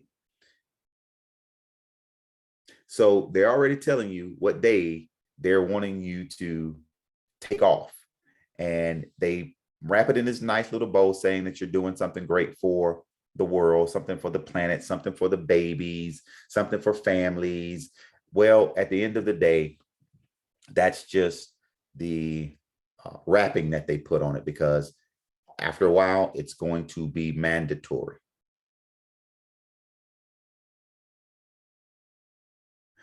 So here we go. The Sabbath is said to be a foretaste of the world to come, the Babylonian Talmud. You have to understand what the Talmud is. Um, Literally, if you care about our future, about your well being, observe a real Sabbath day of rest. It helps cultivate community, self discipline, inner calm, and contentment. One powerful weapon in the fight against environmental deterioration and climate disaster may just be an age old spiritual technology. Well, at the end of the day, that is good, except it's on the wrong day. Yah told you what the true Sabbath is, but they're going to tell you what their Sabbath is, and that is going to be the institution of the mark of the beast, right there in a nutshell. All right. All right. All right. Can you hear me now? Yes. Okay. I don't know why what's happening. Just when I share screen now, I guess maybe because I'm so far away from the Wi-Fi connection, it's not acting right. Okay, so how can viewers avoid receiving the mark? We already talked about that, but I just want to clarify. What do you do to not get the mark? Plain and simple, do what Yah commands us to do. He says that his Sabbaths are the mark of his authority, meaning the weekly Sabbath being Saturday, as we call it. That's not the Hebrew name for it, but Saturday, as we call it, as his day of rest. But not only that, there are 7 other feasts. We will go into the feast in another podcast, but observe his feast, because those were also supposed to be for a perpetual covenant, a perpetual memory of what he's done for us and what he is yet to do for us. So just do not participate in this beast system, Sunday law, Sunday worship, Sunday Sabbath.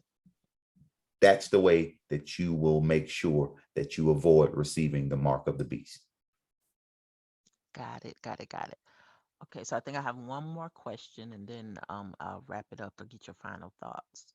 Um, so is there any particular language or certain buzzwords, keywords that we should be looking out for to avoid being ensnared in the traps of this system that's coming online? I've been trying to teach my followers about things like sustainable development, Mm. about the smart cities, all the smart technology, about this infrastructure plan that installed all this broadband and this focus on wireless technology and being connected to the internet, the connectivity thing. So, um, are there any additional words or any other things that you can think of that would be helpful for um, my followers so that they can, stay on point and avoid this game of chicken when it comes to this mark of the beast? Um, I, I really, really, really want to be able to do, if I'm going to answer that question and answer it in full, so that they can understand exactly what it is that we need to be looking out for, I want to be able to put together like a study where I can show it to them on the screen. Because, and I will tell Okay. you why. I'll tell you why. Because not only are there words, but me and you talked about this the other day. They're also symbols. Oh, If you yeah. understand the symbols that go along with some of these words, because the words by themselves, you know, they might escape you. But if you can see the symbols along with the words, like the other day when you were showing me that website, can you pull that up real quick, and I can show them real quick. Just I can't remember what was it. It was about something about Sunday. I'll That tell you in just a second. But the I reason found it. you found it, Yeah, I'm gonna share it, but probably when I share it, I won't be able to talk. So you take uh, over once I share the I got you. screen. I got you. But All yeah, right. it's important for us to understand the symbols as much as the words, because these people are occultists, and they have been using words and symbols for millennia. They understand the the power of words. They understand the power of symbols. A lot of the symbols that we use for modern logos, etc., are nothing but ancient runes and occult symbols that have been used throughout the millennia to be able to convey thoughts and ideas. Marley sent me this article just the other day. And before I even read the article, I text her back and I said, "Do you see what I see?" And she was like, the family and the son. And I'm like, no. And because I've been studying this for so long, it jumped out at me. Um, so let me give you an example of what I'm talking about. Um, here we have in their logo, you in their logo, first thing you'll see European Sunday Alliance. So anything that has anything to do with Sunday should automatically throw up a red flag in your mind. All right. Work, live, time together. It all sounds so good. It sounds flowery. It sounds like the right thing to do, work and live and then spend time together with your family and your kids and your friends on Sunday. So here's what they don't tell you and what you don't see if you don't know this symbol. This symbol in their logo, it's done the way that it's done for a very particular reason. This symbol is a stylized Ouroboros. It's a stylized Ouroboros. This symbol goes back to ancient uh,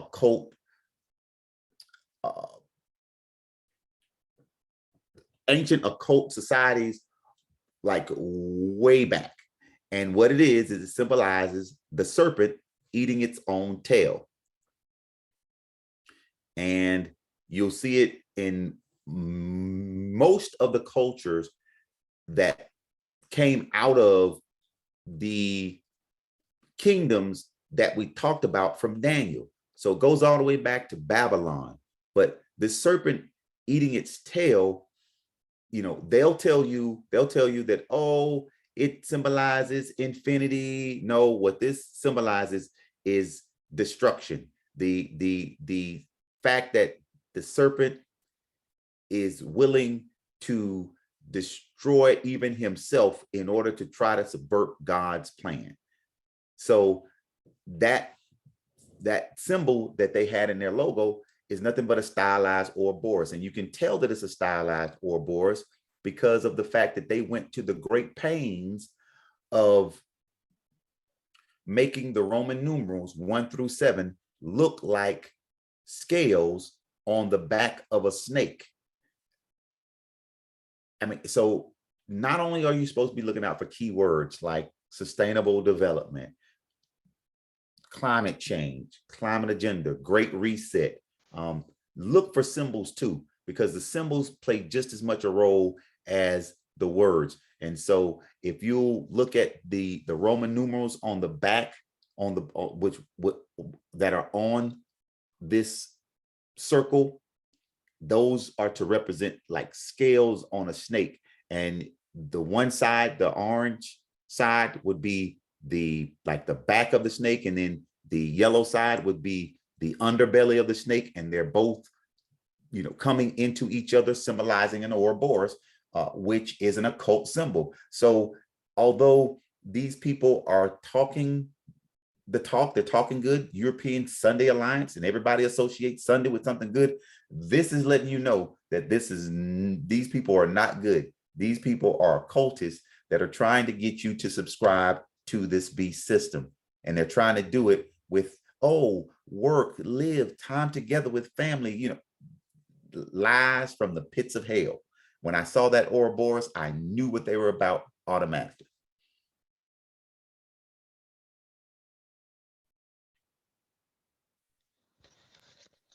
All right. Can you hear me? Yes.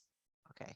So that was interesting. I was clueless. I didn't know what he was talking about because the picture, let me see if I can find the picture. Well, I won't show it to you, but anyway, I'll put a link to this website in the description, but you'll see there's a picture with a family walking. It has the sun, and I named everything in the picture. I was like, I don't see nothing. And he was like, I see this symbol and it says everything.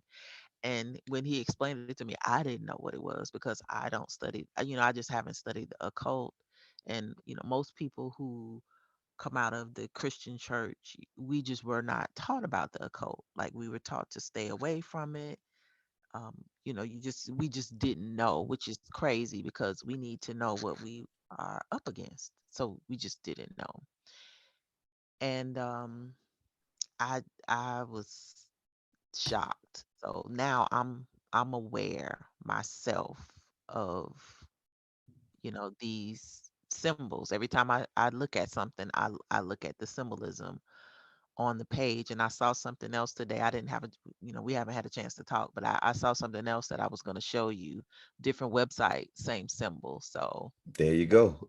They I'm they're I'm they're aware. they're they're communicating with one another. They know what their agenda is, and so they must communicate it in a way where they can understand it. And if you are unlearned in the symbols, if you're a novice, you won't get it. You'll think, oh, that's harmless. No, it's not harmless. Those runes and those symbols, just like the Bluetooth rune, runes were used in the days of old to summon spirits. Each spirit has a particular rune, and that rune would basically be the antenna by which you were able to call or to summon a particular demon or spirit. And so they use these things everywhere now because we are clueless. In the ancient world, they knew what they were.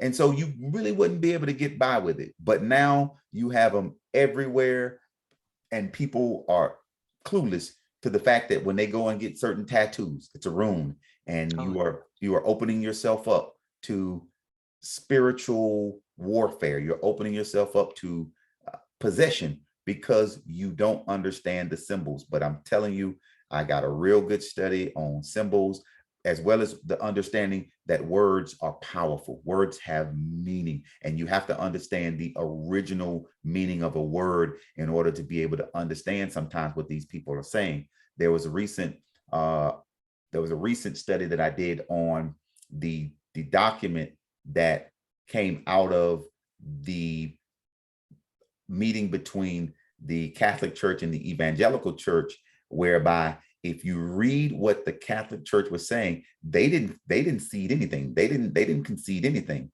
It was the Evangelical Church that ceded everything. And Tony, what was his name? Tony Evans. No, it wasn't Tony Evans. He recently got killed, but he was like the one that was the head of the evangelical movement, pushing for this reunification of the Protestant church and the Catholic church. But if you read the wording, I'm telling you, if you read the wording, you're like, wait a minute, they're just doing double. The Catholics are just doing double speak, and so that's why it was able to be said that when all of it was said and done, I forget his name. I think his name was Tony something another. But he said the protest is over, and now we're all Catholics again. You know, and you got people that are in the Protestant church that are following leaders that have ceded their powers back to the beast system, back to the beast. We came out of that system, and now you have leaders in the evangelical church that are going back into the beast system, right back into the hands of the beast. But that's why the scriptures tell us that this beast had a harlot that sat on top of it, and that this harlot would have many daughters. The many daughters are these churches that think that they're not like their mother, but they are whores just the same, because they allow Christmas plays and Christmas trees in the church. They allow all sorts of things, that Halloween. Halloween or trunk or treat at the church. They allow all of these pagan practices, these pagan traditions, to be practiced in the place that is supposed to be holy unto Yah. And they don't see that the churches are just like their mother. The mother is Celebrate a harlot Easter, and the daughters are harlots, because they're doing exactly what the mother's doing. Sunday worship.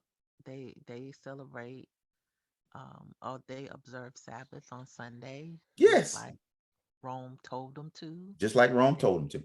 so yeah. So that's why we have to come out of her, The and scriptures say, come out of her, my people. her being that church That harlot church, in that world. the harlot church and her daughters, come out of her and her daughters. Yep. Well, this was a very good discussion. I thank everybody that stayed around, or if you had to watch it in pieces, I understand it was a very long discussion, but I just don't see any way for you to have this type of discussion in a 15-20 minute block. Like, it's just impossible. And I don't see enough of our people having this discussion about the mark. I know we're having it, and people are saying all types of wrong things, but I wanted to make sure I give my people the right information, and y'all know I try to really do um, a good job of being thorough. Sometimes I go longer than most people's attention spans these days, but I'd rather for you to have knowledge and um, understanding than give you something quick and then you walk away and still don't really understand what you need to know to survive and navigate these times that are coming. So, Watchman Nehemiah, I thank you very, very much for Thank you taking all the for having time me. to discuss with my followers about the mark of the beast and this climate agenda and Sabbath and the National Sunday laws. Um, Before we go, I wanted to see if you had any final thoughts or anything that you wanted to say that you don't feel like you um, addressed in any of the questions that I asked. I'll only say this, Marley. Pay attention. The scriptures tell us that if it were possible, even the very elect would be deceived. It's all about deception. The beast wants to deceive the people of the book. He wants to deceive the people of Yah. And he's doing that by any means necessary. Read your Bibles for yourself. Don't do not believe everything that comes out of the pulpit. I was in the pulpit and I preached some things that were wrong because I didn't know better. So at the end of the day, you need to do your own due diligence. You need to do your own studying. You need to dig into some of the topics that we talked about tonight. I know that different people will come at it from different directions and they'll say different things. But if you have any questions, please go down into the comments section, and I will make sure that I go to the comments and try to answer any questions that you may have so that you can get a right understanding. And I'm not saying that I know it all, but I know enough to know who the enemy is and how he's going to come at us. And finally, I'll say this: don't allow fear to overtake you, because at the end of the day, with all that is going on and everything that the scripture says must happen, there may be some of us, myself included, there may be some of us that have to be willing to give up our lives for what it is that we stand on. But at the end of the day, stand on Yah's laws, statutes, and commandments. That's All all I right. have. That's a good word, and I don't think we discuss the persecution piece at all, but we'll save that discussion for another day because Absolutely. a whole other thing. But I definitely want to have you back to come back and do um, a sidebar to this discussion because I think it is needed for this time. People are seeking information, and there are a lot of different people talking about a lot of different things, but I don't think we spend enough time in our community talking about this mark, talking about the the digitalization, and how it's going to impact us, Black people in particular in America, because we are the poorest. We are, um, we've been this nation's serf class for hundreds of years, so it is going to impact us. And I'm a little um, afraid because so many people are just kind of walking around in the dark, just thinking, oh, nothing is going to happen. Oh, the banks won't fail. Oh, if they do, I'll be able to still get my money. I'm still going to be able to work and get a check. I'll still be able to go to the grocery store and stock up whenever I need to. The grocery stores will never stop selling food. Um, it's just really interesting living in these times, and everything that the Bible is said people would do, they're doing. So I believe that we are living in end times. We're living, you know, in some perilous times. But I'm thankful that we have people like you who are knowledgeable about these topics, who can come and provide in-depth insight and are not afraid to speak, because a lot of people today are afraid because you know there are repercussions for speaking out. Um, a lot. You could lose your livelihood.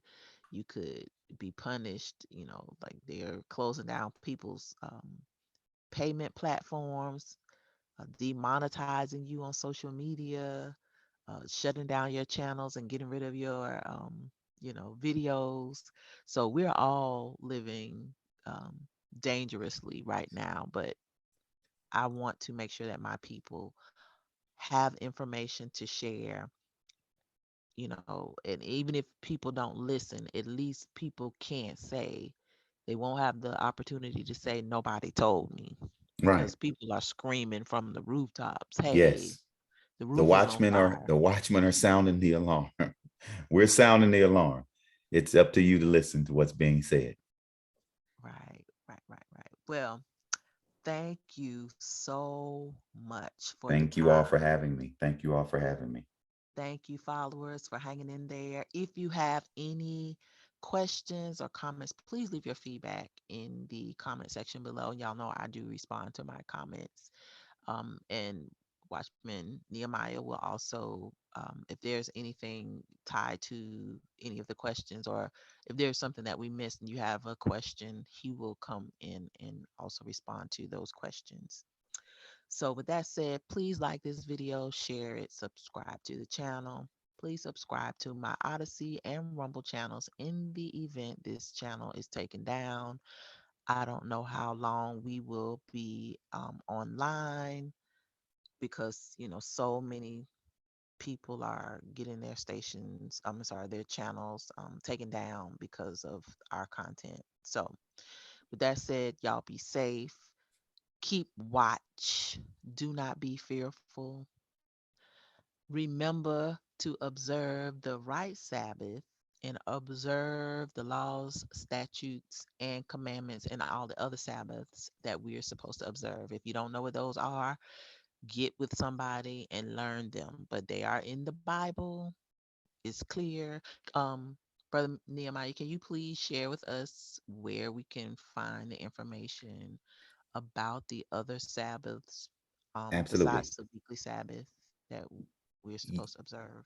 You can find all of the Sabbaths of Yah mentioned in the books of Exodus, Leviticus, and Deuteronomy. Those three books contain the Sabbaths of Yah. We can do a show where I'll do a detailed breakdown of each one and show people how each one has been each one has been or will be fulfilled according to the timing of Yah, because they have a very, very large significance in the fulfillment of Yah's plan. And I will show you that it's seven feasts of Yah that are the high Sabbaths, and then the weekly Sabbath is the, of course, it is what it is what it says it is. It's the day of rest. But yeah, go to the books of Exodus, Leviticus, Deuteronomy. They talk about Yah's Sabbaths. All right, and I will make sure I put all of the scriptures that were used today for this presentation also in the description, so that if anybody wants to go back and read for their own edification, they can do so. All right, y'all, take care. I am out.